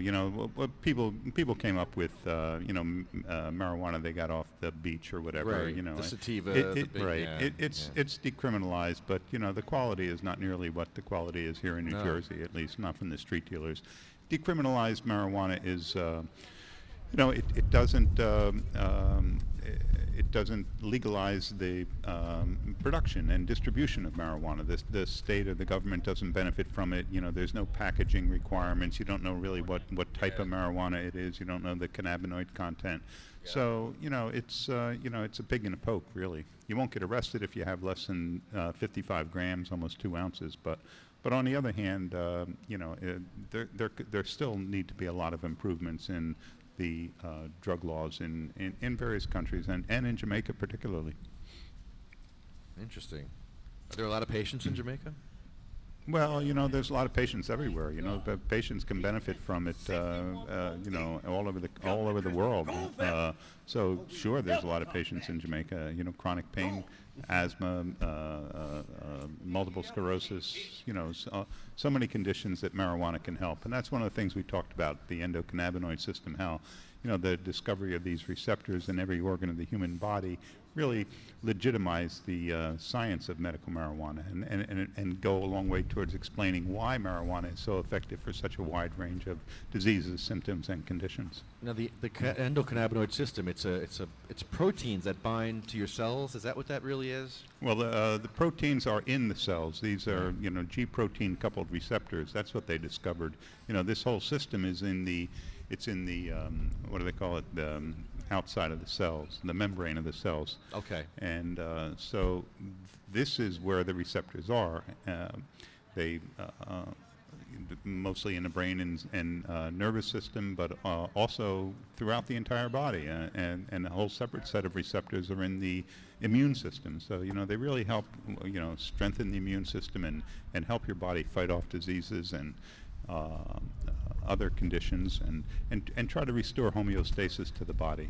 But our own body makes these compounds that are identical to the compounds in marijuana. the cannabinoids. So that's that's an amazing discovery. They think that the runner's high, what they attributed to endorphins, really is a cannabinoid that your body makes called anandamide, meaning bliss. Wow, really? Yeah. What's it called again? Anandamide. Anandamide. Anandamide. Yeah, that's one of the. Wow. That's one of the two main endocannabinoids that have been identified. The other one is 2-arachidonyl glycerol, or just 2-AG. Okay. And so these are some of the. It's a science that is probably in its adolescence. It's certainly beyond its infancy. It's been around for about 25 years since the discovery of these receptors, but it's certainly not mature. The more we learn about it, the more we learn how much we don't know. It used to be thought that there are only 60 cannabinoids in the marijuana plant. Now they've discovered there's as many as 100 or more. So it's amazing. There may very well be other receptors that we just have not identified yet, besides the two, the CB1 and the CB2 receptors that I mentioned earlier. So it's very exciting science. I tell young people who are involved in bioscience and medicine that they should really hook their stars to the endocannabinoid system, because they're going to find out that the therapeutic implications of this endocannabinoid system are limitless right now, really. Dr. Jehan Marcoux, one of the leading researchers, said that he believes the future of medicine heavily really depends on understanding this endocannabinoid system. Yeah, big time. It seems to help so many conditions because it's all over your body, this system, and it helps from so many everything things. from anxiety to glaucoma to seizures to chronic pain to bowel conditions to psoriasis, skin conditions, just absolutely everything. It has at least the potential for helping people with. I'm so glad they approved it for migraines, because I have a family member with migraines, and there's such a stigma against this for her. Mm-hmm. And the problem is, at one time she had a gummy, and she ate a gummy, and it was too much. Right. And it was just like, now she's totally against it because she had a really bad experience. Right. Because her first time was with a gummy. Mm-hmm. Your first time should not be with an edible, I don't think. I don't think. I don't think so. Absolutely not. You should start in small dosages. Yeah, tincture maybe or something, but not an edible. This person will never take it now because of that. Right. Yeah. And one bad experience is that's it. That's it. But if the alternative is suffering with a migraine that lays you up all day, sometimes you get desperate enough to give it another look. That's what happened. It was desperation. And then. Because if not, then you're stuck on the medicines, like Advil, ibuprofens, and Bears, and all that, and then you get that's a gateway drug, in my opinion, because you can get that over the counter, and then at least prescriptions. Well, acetaminophen, the leading ingredient in Tylenol and in a lot of other drugs, is the leading cause of liver failure in the United States. So just because something is over the counter doesn't mean it's safer and better for you. And definitely, the rule is to start low and go slow with edibles. Average dose is 10 milligrams of THC if dosing is available to you. Sometimes, the gummies do have, or other edible products do have dosing information available. And that's what's so important. And that's why we really need government regulation for marijuana. It is an important consideration to avoid the kind of problems your friend or relative had with migraines, Lefty. Oh, here, Denise says she started telling her judge about the system, the endocannabinoid system, and the judge said, "Oh, quit it. You're making stuff up. Nothing has been proven." Oh, really? Yeah. Really? And then she says, "When I tell the cops about the endocannabinoid system, they laugh and say it was made up by private farmers to push the drug." Yeah, so that's unfortunate that the reality is that the pharmaceutical industry is very interested in this endocannabinoid system, and they're manipulating the endocannabinoid system to produce synthetic pharmaceutical drugs, that will either block the receptors or turn on the receptors. So, Marinol is an example of one of the synthetic, a synthetic THC, a synthetic cannabinoid that was produced by the pharmaceutical industry, and Ramonabant was an example of a pharmaceutical drug that was designed to block some of the receptors. It was originally designed to stop the munchies and be a diet drug by blocking these endocannabinoid receptors. So, you know, I mean, people are just really showing their ignorance when they deny the existence of the endocannabinoid system and the science behind it, because there's no denying the science. It's very real. It's you know, as I said, it's been around for 25 years, and the pharmaceutical industry believes it, and science itself believes it. Oh, look at this. Hey, it's our campaign winner. Here we go. This is great. Mike Alonso, you're on the air. Hi, how you doing, Lefty? Hey, Mike Alonso, congratulations on your win. You won the election. You're on the school board in Bayonne. Congratulations. Our cannabis candidate has won. Oh, thank you so much. We got a lot of work to do. I'm here with Ken Wolski. I mean, you got to get down here with Ken Wolski and have an interview with him, man. Oh, hi, Mike. Absolutely. Yeah, we got a lot of work to do. We got to educate a lot of people, and I'm not just talking about the kids. I'm talking about all the employees. They seem to know nothing about the MMP program. Wow. What happened to you the other day? A cop took your card and he took a photo of your card? Oh, my card. You heard about that? Yeah. Oh, man, that was crazy. All right. You know, I had a police officer ask me for my card, right? He wanted to make sure I was legitimate. So, of course, I had no problem presenting it. But then, a sudden turn of events. He, you know, winks and, you know, blows his whistle at the sergeant. The sergeant comes over. And all of a sudden, they take out their personal cell phone and they can take a photo of my card. And as far as I know, you're not supposed to copy the card, right? No police department or police officer should take a photo or a copy of the card. Ken, what do you think? Is that legal? I'm not sure about that. I'm just not certain. Okay. You know, you're not supposed to publicize the number, you know, on it. Okay. Because that could lead to other people pretending they were you. And there, you know, there's legitimate reasons for not taking photos of the card. Whether or not a policeman can do it, I really don't know about that, Mike. I'd have to. I don't know. I'd have to check the regulations more closely. Because I'll tell you, it didn't feel right. Mm-hmm. You know, when he took out his personal cell phone and took a photo of it, I really felt like my privacy was being invaded. Yeah, that's a good consideration, you know, especially if it's on a private cell phone, you know, that you don't know what's going to happen with that. So, you know, that certainly is a consideration, and I would look into that and you know, make sure that gets deleted from the cell phones, the personal cell phones of these police officers. Well, here's the problem, Ken. Wasn't there a flyer? There was a flyer put out with your card on it. And somehow, 3 days after this happened, there was a flyer passed around my neighborhood that said I was on drugs, and is this who we want in our school system? And there was a copy of my MMP card, and that officer was the only one since I had it that's ever taken a photo or a copy of it. Wow. So he already distributed it, right? So now it's about proving it. But now it's political. we're going to get to the bottom of it. Yeah, we're going to find out. Yeah, that sounds like a lawsuit, Mike. You know, ooh, that sounds terrible. That's rough. Especially with, sorry, you know, violating your and if you go over, violating your Lefty HIPAA rights. made a video.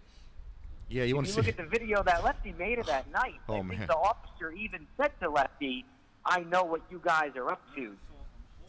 So I'm not really sure what he meant by that, but apparently this police officer had some reservations or a prior impression or thought we were up to something. I don't know what he thought. We were just medicating. He asked me, how much weed do you have in your house? He asked me. I'm like, what does that matter? Yeah. He's asking me weird questions. Exactly. I mean, right? What does it matter what I have at home in my legally prescribed container? Right. Right. Well, Mike, if you want to I think we got to really push for more education. Yeah, definitely. On these police departments, and maybe it's the Attorney General or the Secretary of State, or maybe it's somebody in Trenton that's not disseminating the information properly to the captains and the chiefs. Right. Yeah. Right. Well, the Attorney General, you know, it's up to him. Because the funny thing is, he called it a Kuma card. He asked me if I had a Kuma card. Yeah, so got I me told doing him it. no. Yeah. I said I never heard of a Kuma What is card. that? What's that? What is that? And so he was ready to arrest me, and then I said, "Well, I have a medical marijuana card." Mm-hmm. But it was interesting that this guy. And then he questioned. The other funny thing is, before he took the photo, he's looking at my ID, and he said, "Who is your caregiver? Why isn't your caregiver on the card?" So I told him I don't have a caregiver. I'm still able to function on my own, thank God. Right. And he said, "Well, you got to have a doctor." And I said, "Well, a doctor's not a caregiver." Yeah. Yeah. And I really thought, why does this police officer care what doctor I go to? What does that matter? Right. Right. I mean, he could call the Department of Health. The number's on the back of the card. He could verify it's legitimate. He could go on the state website, and there's a tab for police officers. He could log in there and check it out and verify me. I don't know why he was concerned with who my medical provider is. I mean, that really seemed like, that's what kind of tipped it off, too, that this guy has something going on here. Yeah. Unless he was just confused thinking a caregiver is a physician. Right. But Mike, if you want to tell your story on CMMNJ TV sometime, we'd be happy to interview you on television and get wider exposure to this. You can give me a contact. You can contact me at kenwolski@gmail.com, and let me know your availability, and we'll try to coordinate. We'll try to coordinate this, and get greater exposure to this, because it certainly sounds like what happened to you is an outrage. Especially the flyer part. That's terrible. Absolutely terrible. I'm sorry that happened, Mike. And you still won. You still won despite it, Mike. You still won the election. That's right. That's Good for right. you. Oh, that was before the election.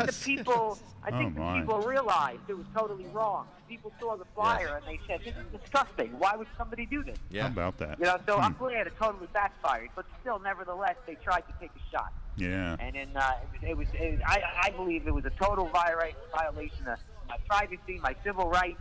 And you know what? I think it might even be a borderline Fourth Amendment issue, an illegal seizure. It could be. But we'll see, though. I'm not a lawyer. I didn't go to law school, but we'll find out. Yeah. Are you going to be talking to a lawyer about this, Mike? Definitely.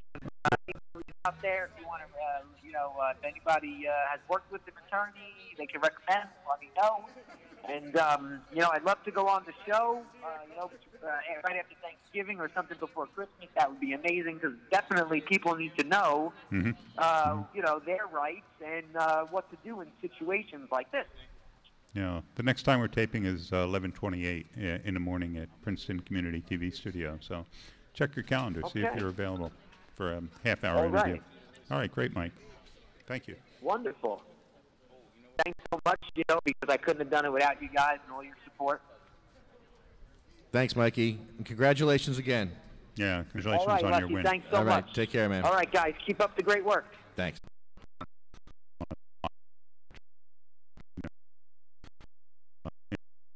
There's something wrong with you. They give you drugs. And cannabis isn't a drug. Not to me.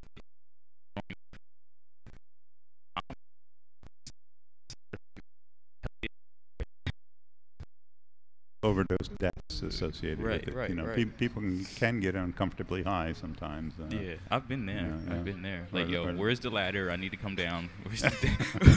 Where's the down button? I got shit to do today. I've been there, but it's like, still, that's like to each his own. Like, it's not like, I've never used any other quote unquote drug besides like pharmaceuticals, but it's like other stuff that you can OD on. You never know. You can take 2-3 milligrams and it'd be a bad batch, and it'd be the last one you ever take. You know what I'm saying? I've rolled Dutches back to back to back. I'm talking about marathons, and I've never gone into cardiac arrest. I don't understand why it's categorized as a drug. People don't steal at other people's houses for marijuana. You got people out here on drugs, like real drugs, and they're breaking in houses, taking TVs, cell phones, pocket change to take the couches if they need to. And it's just crazy. It's just crazy that it's still classified as a drug and it hasn't hurt anybody. I think they get more money out of arresting people for the quote-unquote drug.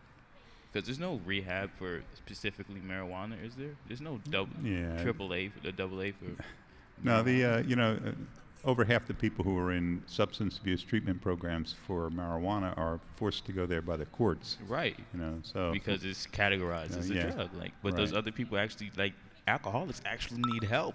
Right. You know what I mean? Right. And And those beds aren't available to them because the courts have forced so many people with marijuana offenses into those beds. So that perpetuates the cycle. And then, I mean, they still get their pockets lined with gold. So what does it matter to them? Why change what works? You know. Mm-hmm. So I understand from their standpoint, but still, man, that's just rotten to the soul. Like calm down. Yeah, you have to look at the money. You know, I mean, this is one of the things we think about Governor Christie and his support for the opioid abuse programs. You know, what he's doing in getting hundreds of millions of dollars plugged into it is to just create more substance abuse treatment programs. Right. But you know, I mean, according to him, anybody using marijuana is abusing a substance and should go into one of those programs. So you know, it's just you know, he won't legalize marijuana and stop 25,000 arrests every year. No, because he doesn't think that marijuana will boom because it's taxable once you legalize it. When you fully legalize it, it's taxable. Oh, I don't think they think or they understand how much revenue it will actually bring in to New Jersey. Mm-hmm. Like if they just had one analyst at all, you can let 4 people out of prison for minor offenses, and then you can be able to afford the analyst. Simple. And then have him crunch the numbers, and you see the margin that you would gain. Like you would turn this into a modern day metropolis. Oh, they're talking $300 million a year, and that's a very conservative estimate that they're talking about.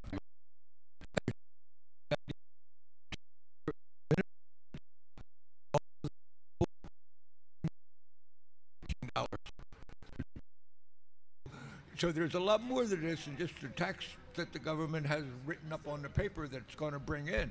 It's going to bring in all these spin-off businesses. Right, exactly. You know, the ancillary industries, you know. Spending is going to go up. Loans. People are going to want to open businesses. Testing facilities for marijuana. New Jersey, what are you doing?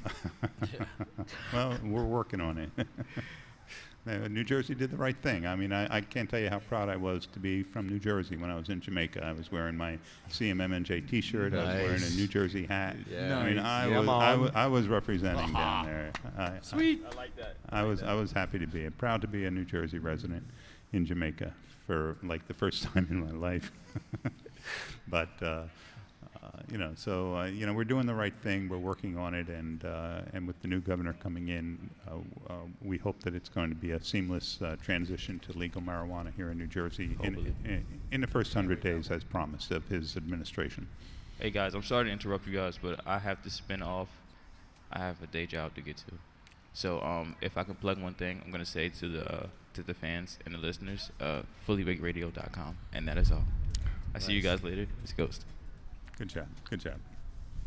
Thanks, bro. I found the audio. This is the audio. We both know the game you're playing. Listen to me. How long do I have to wait? Is it just listen to what I'm going to say. Listen to what I'm going to tell you, okay? All right. You understand you have to keep this stuff where you reside. No, you don't. No. Yes. That's not true. Yes, you do.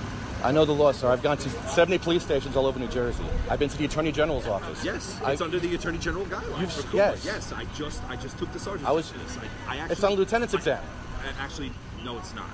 Thank you for trying, but it's not. It is on the lieutenant's exam. I talked to a lot of police about this. They do management. Right. Just listen to what I'm going to try to yes, tell sir. you. Yes, sir. Okay, you don't reside there. We're going to let you go there. Okay. Whatever happens there, if you get injured or anything, that's on you. Okay. Listen to what I'm trying to advise you. I don't need you to interrupt me, okay? You get whatever you're going to get there, okay? If for some reason in transport whatever you have is illegal and you get popped with it, understand that you can lose your Kuma card, okay? So what I'm trying to tell you is if you legitimately need the Kuma card and medical marijuana, that whatever is in there that's illegal, it stays in there and does not leave. You get what I'm saying? Yeah. Okay. All right, that's all I got to tell you. He was winking at me while he was saying that. He was winking at me. What does that mean? It was really a very strange conversation. How did the encounter come about? I asked him, I said, I got to go to my house to get my cannabis. He's like, you have cannabis in there? I said, yeah. I showed him my car. He's like, how much cannabis is in there? I said, that doesn't matter. I said, I need my weed. Well, it could matter. I mean, if he asked you if you got 100 pounds of cannabis in there, you know, I mean, obviously you're breaking the law. Well, yeah. You know, if you've got 75 plants, you're not covered. So, you know, it could have been a legitimate question. It is a legitimate question, but I got a question. Yes, sir. This is Dan Brady, a Vietnam veteran, and hi, Dan Brady. Hello, gentlemen. long-term marijuana activist. And the Vietnam War. It's been my friend since the war. Oh, here's the story. Pittman, New Jersey. I was down there for a while, and it was a dry town. And then I heard about dry counties down in the southern states. So in other words, any city or municipality or county can put in a local law that prohibits the sale of alcohol. Or whatever they want. Right. Other than your rights. Yeah, they can do that. Yes. Is anybody here expecting any such response from the suburbs? Yes. Oh, absolutely. Yeah. Absolutely. That's Bill Caruso makes that point, that we need to be engaging people at the township and city levels. If there's going to be any kind of zoning ordinance meetings, we need to know about them in advance and be ready and make a good case. At least. Yeah, and we're not. Nobody's forcing this on municipalities. No. We're making it available to municipalities. We're trying to locate the original alternative treatment centers. We ran into a host of community opposition. I mean, Upper Freehold Township, it was like they were out with pitchforks and torches. When they wanted to put an alternative treatment center there in Camden, Camden wouldn't let us put an alternative treatment center there. Camden, right? They said it would have been bad for their needle image. We don't want you bringing drugs. We don't want you upgrading our image. Yeah, that was really. That was a councilman's remark. That was a quote. That was we don't want drugs coming into our community. Right. And then of course Maple Shade just wanted to be Maple Shade. It's a. But you can go to Ocean City and you can't get a drink because they don't allow alcohol. Ocean Grove. Ocean Grove. Right. Ocean Grove is. So and I like that. I mean, it should be that way. Yeah, right. I think that's fantastic. You know that when you go to Ocean City, there's a right before you get to the bridge. Get what you need. Mm-hmm. And if you have to take a drive, you have to take a drive. But and it's. Maple Shade, though, just didn't want a dispensary, and they were citing overcrowding, people using their medicine and selling it in the parking lot. This was what they didn't want in their town, and it was beyond me. Hey, did you know what happened to Summers Point? Summers Point is right across from Ocean City, and Ocean City's a dry town. Summers Point is a maze of nightclubs. Liquor store. Go figure, right? It is. It was a good spot to get a gig too. I played there once. Yeah. Gotta make up for it somehow. Wow. I saw that poster that Laura designed for next week's podcast. So that was very nice, encouraging people to donate either canned goods or money. We're giving it a good, solid effort. Mm-hmm. It's going to be what it's going to be. It's going to be cold. It's going to be brisk, a decent wind. Yeah, it's going to be cold now. Yeah, I know. It's going to be much colder than this. Is it? Yeah, we're going to be wearing the warm clothes people donate. And I will be here, Tim. It'll be more like modeling it, If you like what you see, you can have anybody's jacket. We'll just put on a different one. I'm just saying it is going to be cold, but it's Thanksgiving. It's the last one. It's not a surprise that it's going to it's not uncalled for weather. It's not supposed to be precipitating, whether it be snow or rain. That's the call now, and it's not like there's a big weather disturbance just before or after that could be sped up or delayed and change things. So we got that, and state police they're on full force, so I can go get a permit without any problem on Thanksgiving. Good. And the last regularly scheduled, and I like the idea that you can reach who you can reach.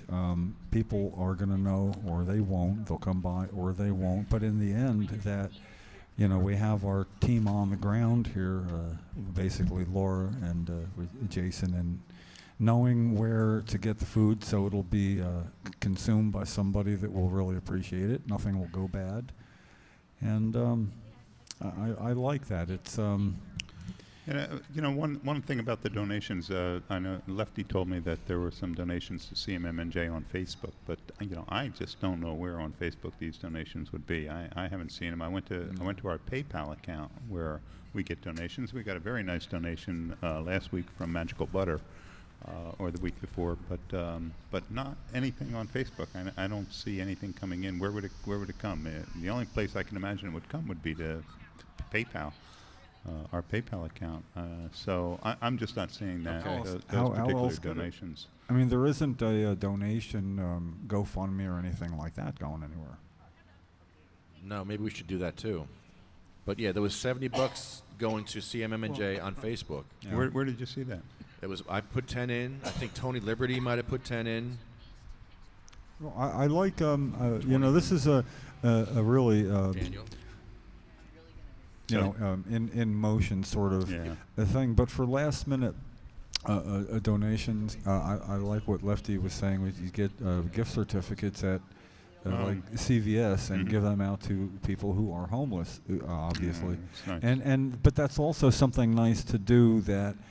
If somebody wanted or came by at the last minute, it's not like, what are we going to do with it? So if we have it covered with whether it be donations, dried goods, warm clothes, whatever, or food, it's not going to get wasted. It's not going to go bad. It's going to get where it needs to go. That's kind of it, It would be nice if it was like more of a weekday with people around and nicer weather and stuff. But sometimes doing nice and the right things just isn't all that easy, and it's it's what makes it even more worth doing, I think. Anyway, Laura Carter's here, and Laura, just want to say how much we appreciate that poster you put together for advertising. Good. Well, and our main liaison to the people in Trenton that we're trying to reach and help on our last day here on Thanksgiving. So, Laura, can't thank you enough for that, as you know, and you've probably come to know us pretty well, and it wouldn't get done without your help this way. So appreciate it. It's like the straw stirs the drink thing, I mean that sincerely too. This is what makes it easy for us, because this is not our strong suit, and you know that. But we do everything else that we can, and it's a great help to us to not have to worry about what happens if this, what happens if that. We know for the most part it's already covered to a degree. And like I was saying before, I can't be doing too much with my time to get this where it needs to go. I am not surprised that you already had that considered. And, I think it's going to be an appropriate and fitting 100th podcast. Great, looking forward to it. Yeah, same here. Yeah, we can't wait for this. Yeah, this is there's no template for this.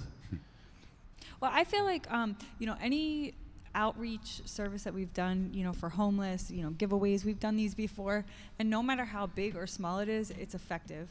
We've had it before where we've had just a couple bags of clothes, and the people that receive those are so thankful. They're not looking at it like, oh man, I wish there was, Doesn't take a lot to make it worth really it. Doesn't. It really doesn't. Well, I had that experience 2 seasons ago when we had a free pizza and stuff for anybody going on by, and the quick version was somebody,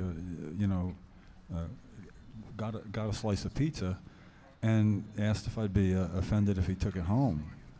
And I said, yeah, I'd be offended if you took it home, didn't have something to eat, so why don't you eat that and then get a couple to go? And that was it. It was the look on his face. He got to take 2 home, had a couple here, and that was what it was about. It wasn't how many people the pizza got to or anything. It was, and obviously 2 years later, I remember it with, pride, I think. I don't know. I'm not a real prideful person. I don't do a lot of back patting when it comes to myself. Oh, but here we go. I'm patting someone on the back right now. Dan, thank you, Dan. Danny is donating food. Right. Yay, thank you, thank you. Nice, Granola hemp hearts. Oh, man. How topical. That's perfect. Hemp hearts and, hemp and hemp milk. Nice. Hemp milk. No, excellent. We got hemp milk. Yes, thank you. Thank you, Dan Corvino. Awesome. Yes. Don't look at me like that's not going to make it out of here. It'll be there on Thanksgiving. Cool.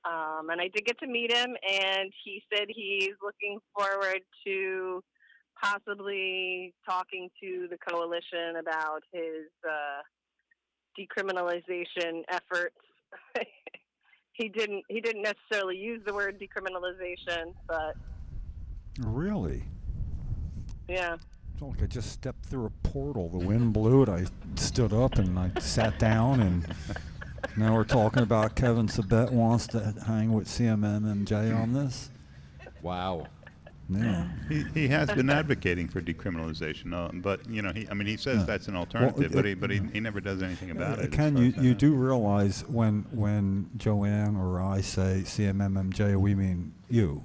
Right, we all looked at you when she said that. We all looked, okay, Ken, you're up. Just so you know, you're speaking now as if you're not aware of that. Legalization.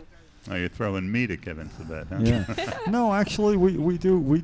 In all honesty, we do it because you are the best we got, and you always dress snappy. You're old. People, you're trustworthy. Yeah, you are trustworthy. Oh yeah. For all the right reasons. I'm thinking this is a great opportunity, and Joanne, boy, I'm so glad you were able to do this because thank you. That's great, Joanne. Good job. I had a cough that was keeping me from doing it, but here it doesn't keep me from podcasting. I just cough. Yeah, I did get some really good points out. I did get some really good points out. I don't think that they thought I was going to say some of the things that I said. Good for you. Criminalization, but they were trying to have an honest discussion about, and actually the premise of the talk was not about the opioid crisis. It was about legalizing marijuana in New Jersey. So I was kind of thrown off when I got there. But that was a big concern. The opioid crisis was a big concern as part of this, and I was the only one up there sharing that information. I want to make sure I got this straight. Again, like I stepped through a portal. You're saying that Kevin Sabet and the Bergen County Alcohol and Drug Abuse, the county organization, that they were there to discuss marijuana in the aspect of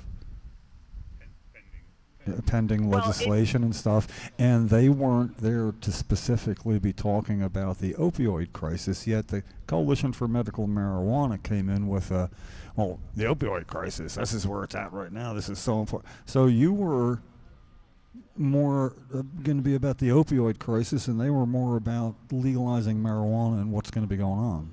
It's like reversal, bizarro world. What's going on? And we're going from Christie to Murphy. Holy smokes. Literally, everybody, it's mental whiplash. It's not physical. But there is a mental whiplash effect going on. Activist an activist whiplash alert, because you find yourself with your finger up in the air ready to make a point, and they say, would you like a seat at the table? Yeah, it's 8 years that's been the point. It's forgot. And so the whole thing that the chief of staff of the governor is somebody who was just 3 days ago heading a cannabis business association organization, and that is now the chief of staff. I think things are going to move at a pretty good speed, all indications. Joanne, was there a video recording of this conference by any chance? Well, what it was is the college has been doing an addiction series, and they invited Kevin. I guess part of the series is sometimes they invite authors, which he has a book that he put out, I think it was maybe 4 years ago, called The Myths of Marijuana. And you could find the speech online. It's the same speech he's been giving for the last 4 years. Warning against, marijuana becoming like a big big marijuana industry. And he spoke for about an hour, and then they opened the panel to, more Bergen County local information. There was a panelist from Addiction Services. There was they had a young person that was on drug court and in rehabilitation for marijuana use that led to that. She says that led to other drug use. There was the I don't know if it's the Bergen County or if it's the state, but it's the police chief, the head of the Police Chief Association.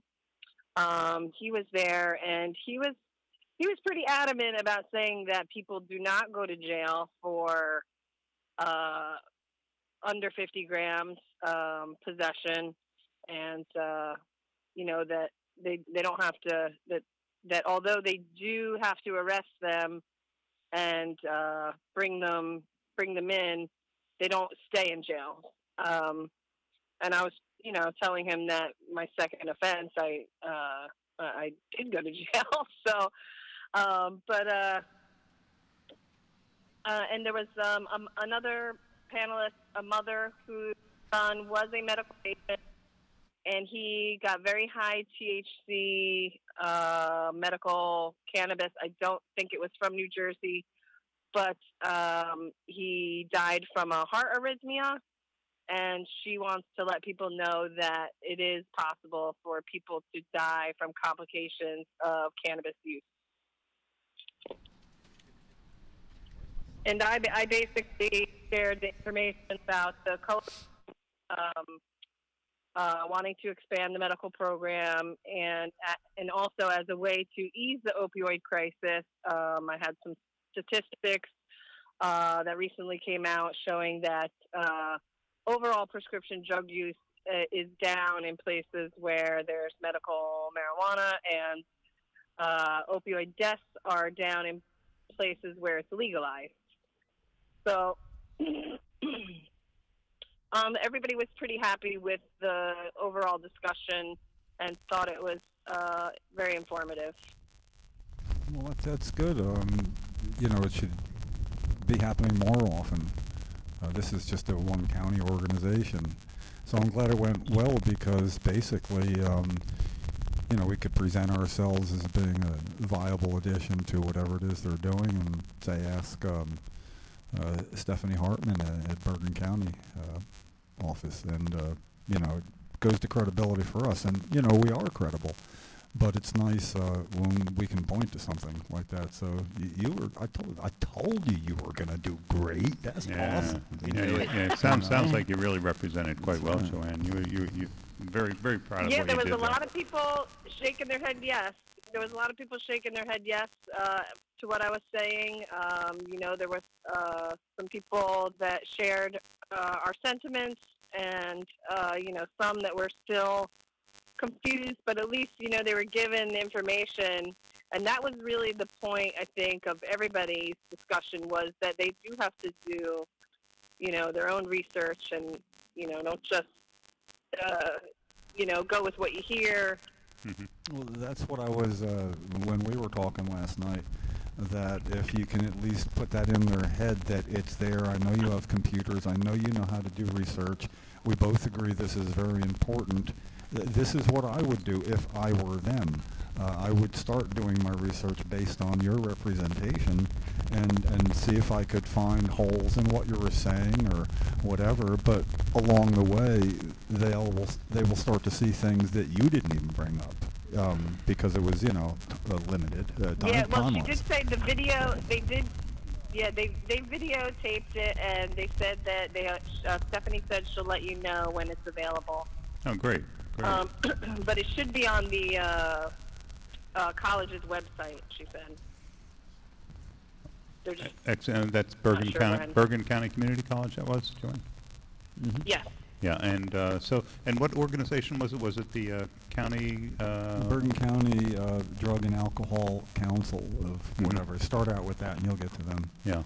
Okay. It's a county it's a county organization. Yeah, I believe they're associated with the Bergen County Alliance for Drug prevention or addiction prevention. Right, well, the Middlesex County invited us up. I was one of the speakers on a panel, a couple of years ago now, and I was very surprised and pleased to hear that they were listening to us. They had Mike Chizuko from New Jersey Normal, and they had Ari Rosmarin from the ACLU. We were on the marijuana plus side or supportive side.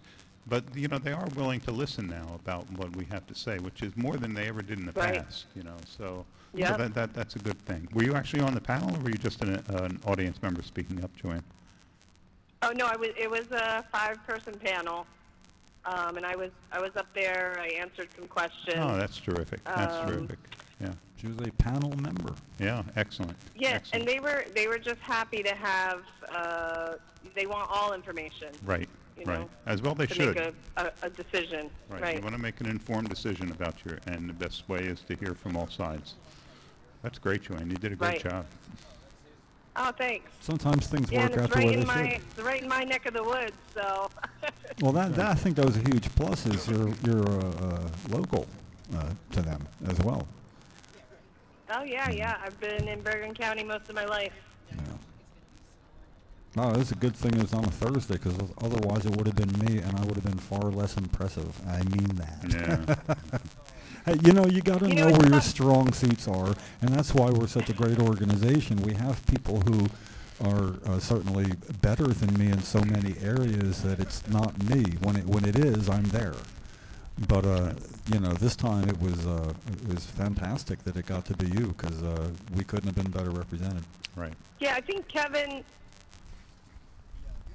Yeah, I think Kevin, he tries to, it's a little bit of truth, a little bit of fear-mongering, a little bit of humor peppered in there. He's good. Right, well, that's what they use, partial truths, half-truths, and then they, use that to their advantage. And come up with something false. Misdirection, anyway. Look, smoke, mirrors, shiny things. A lot of what he was fear-mongering on, the argument could be made on the other side, That's why it's nice to be able to start getting seats at that table too. This is all going fast in the positive direction now. Heck of a November. Well, oh man. He's looking forward to talking to you guys. Oh, great. We're always welcome to. And by you guys, we all know who you mean. Coming to one of our meetings. You guy. Well, thanks, Joanne. Thank you so much. Thanks so much. Thanks, Joanne. And thanks for painting our wheelchair psychedelically for Bayonne. Yeah, well, that's going to be a work in progress for a little bit, I think. Thanks. All right, I'll catch you later. All right, Bye. thanks, guys. Joanne Zito, ladies and gentlemen.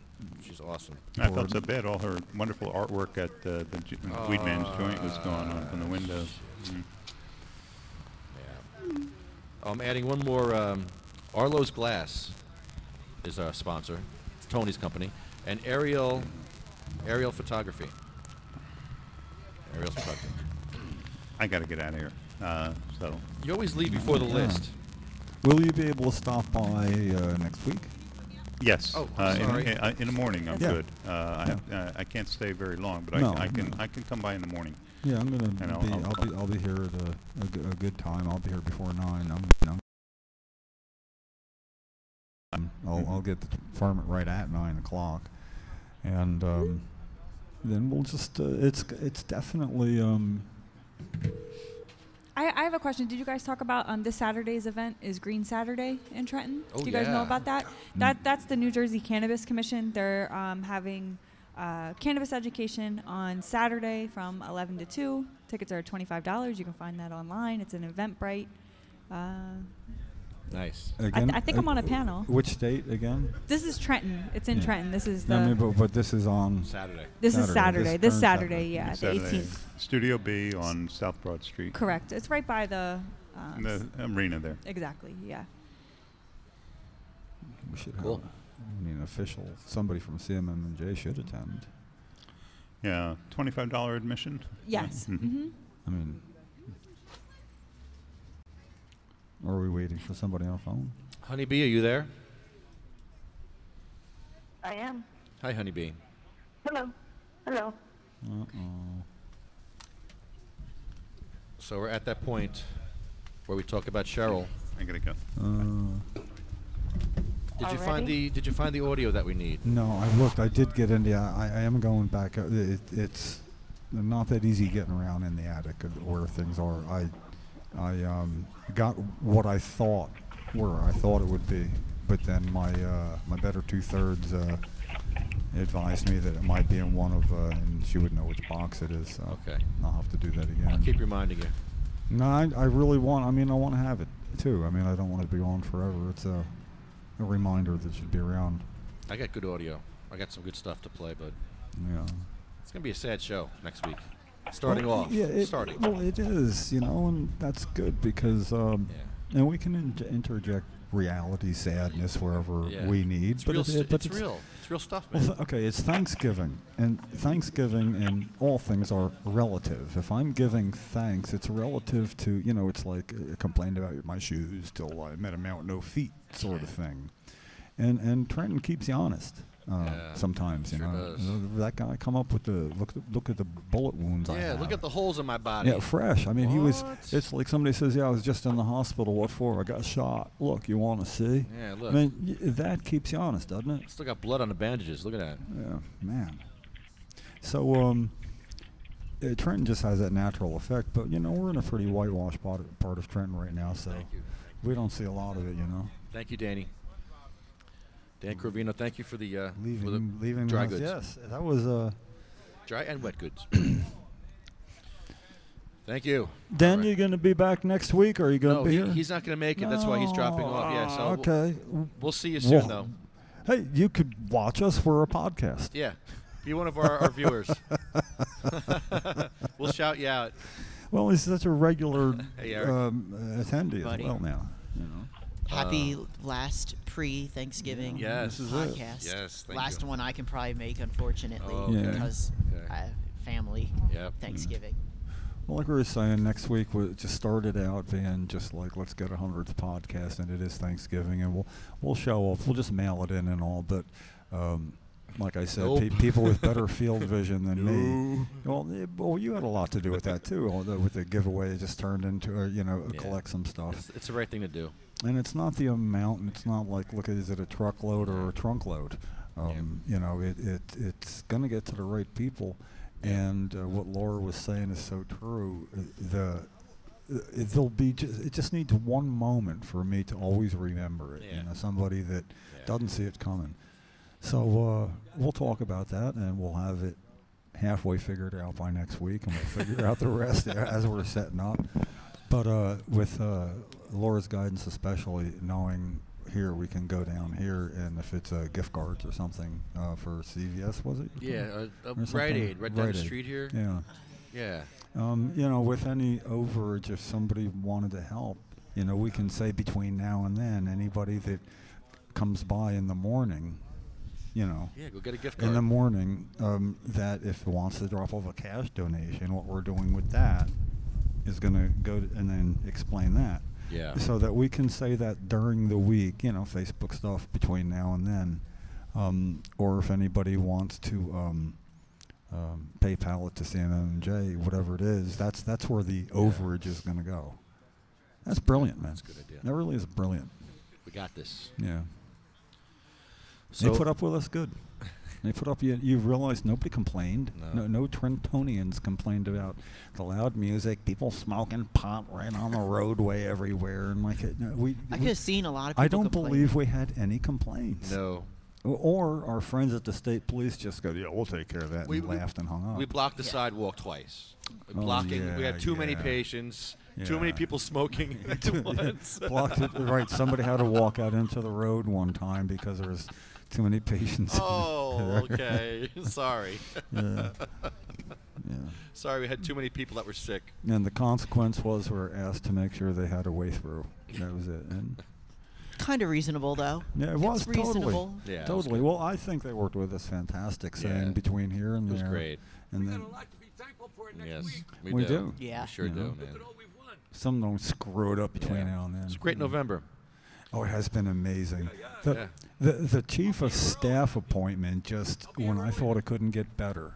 Yeah. That a cannabis business person is a chief of staff of the governor who wants I did this. not know that. You That's didn't know that? awesome. Yeah. Okay, well, That's I never great. get tired of running through it. Name is I- Peter Camerado, something like Camerano. Camerano. He used to be Bill Cody, Governor Cody. That's shocking Dick. to me.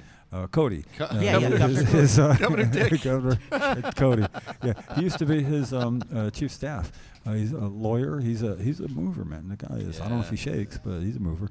And he was the head of the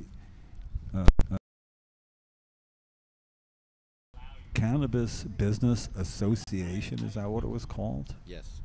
And he got lured away from that position To be the chief of the staff. chief of staff, which is the guy that sets the tone for what gets done. He's He's like the General Kelly of New Jersey, right? He is basically, I think, the second most powerful man in governance in New Jersey, and we've been fighting for a seat at the table. We bring our own table. We put a Christie placemat on it and all.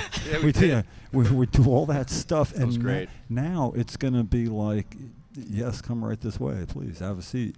We're going to have representation. It's not like Lefty and me are going to be going to their soirees and stuff, but I do believe Send me. I do believe somebody like Ken will be able to represent us fairly and squarely to the people who need to know where we are, and they will actually give a crap what we think. It's all new. It's like starting over. Well, we're entering a new era. Yeah, 61 days. A new era. 61 days. I will come and hold up a sign. Goodbye. Daniel Brady leaving the house. Thank you, Danny. Come back on Thanksgiving, Dan. I know somebody who's not coming back. That's Sabina Rose. Oh, man. She will not be coming back. She died waiting for her cannabis card. She was 2 weeks away from getting her cannabis card, and she's dead now. 15-month-old baby dead. Happy Thanksgiving.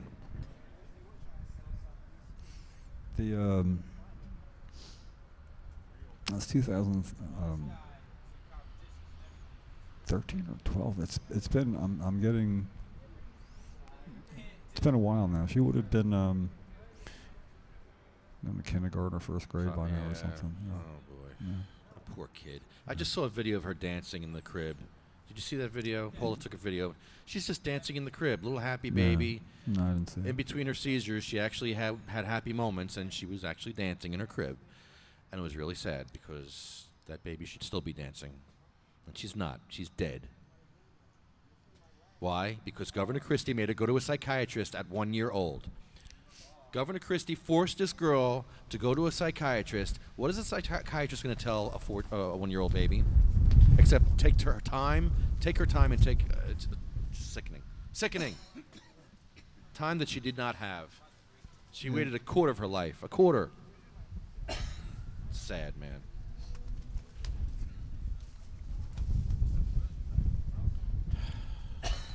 Diane Ripatella, Gracie, Cindy May, Marie, Jack Split, and his caregiver just got put in jail.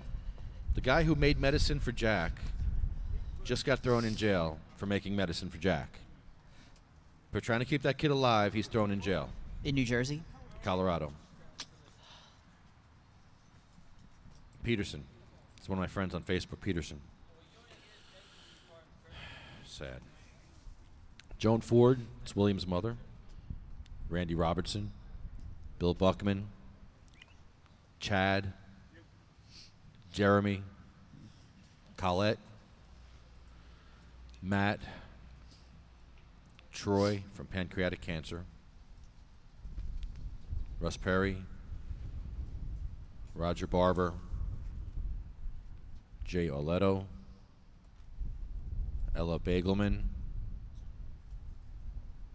Hattie Koshel.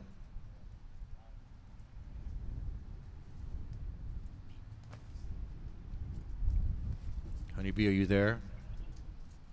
I'm here. I sure am. Michael Dillon was your son. He had horrible seizures, and he died from a drop seizure. Yep. He was in his 20s.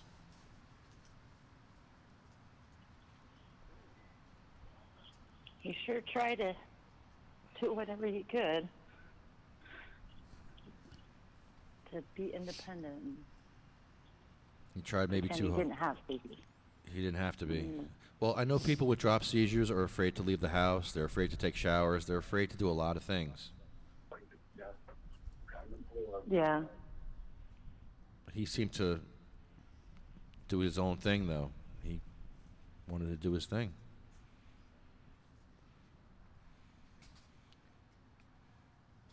He sure did. I mean, that was hard. Yeah, what do you do? Stay in the house all day or go out? What do you do? I mean, it's a horrible choice to give people. You want to be a shut-in and not go out, wear a helmet all day, and be safe, or go out and live your life? What kind of choice is that?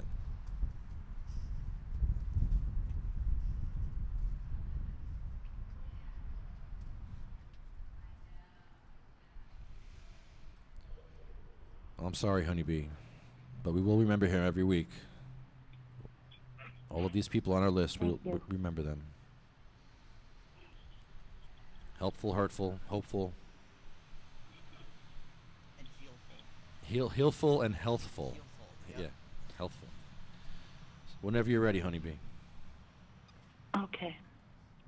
They shall grow not old, as we that are left grow old. Age shall not weary them, nor the years condemn. At the going down of the sun and in the morning, we will remember them. We will remember them.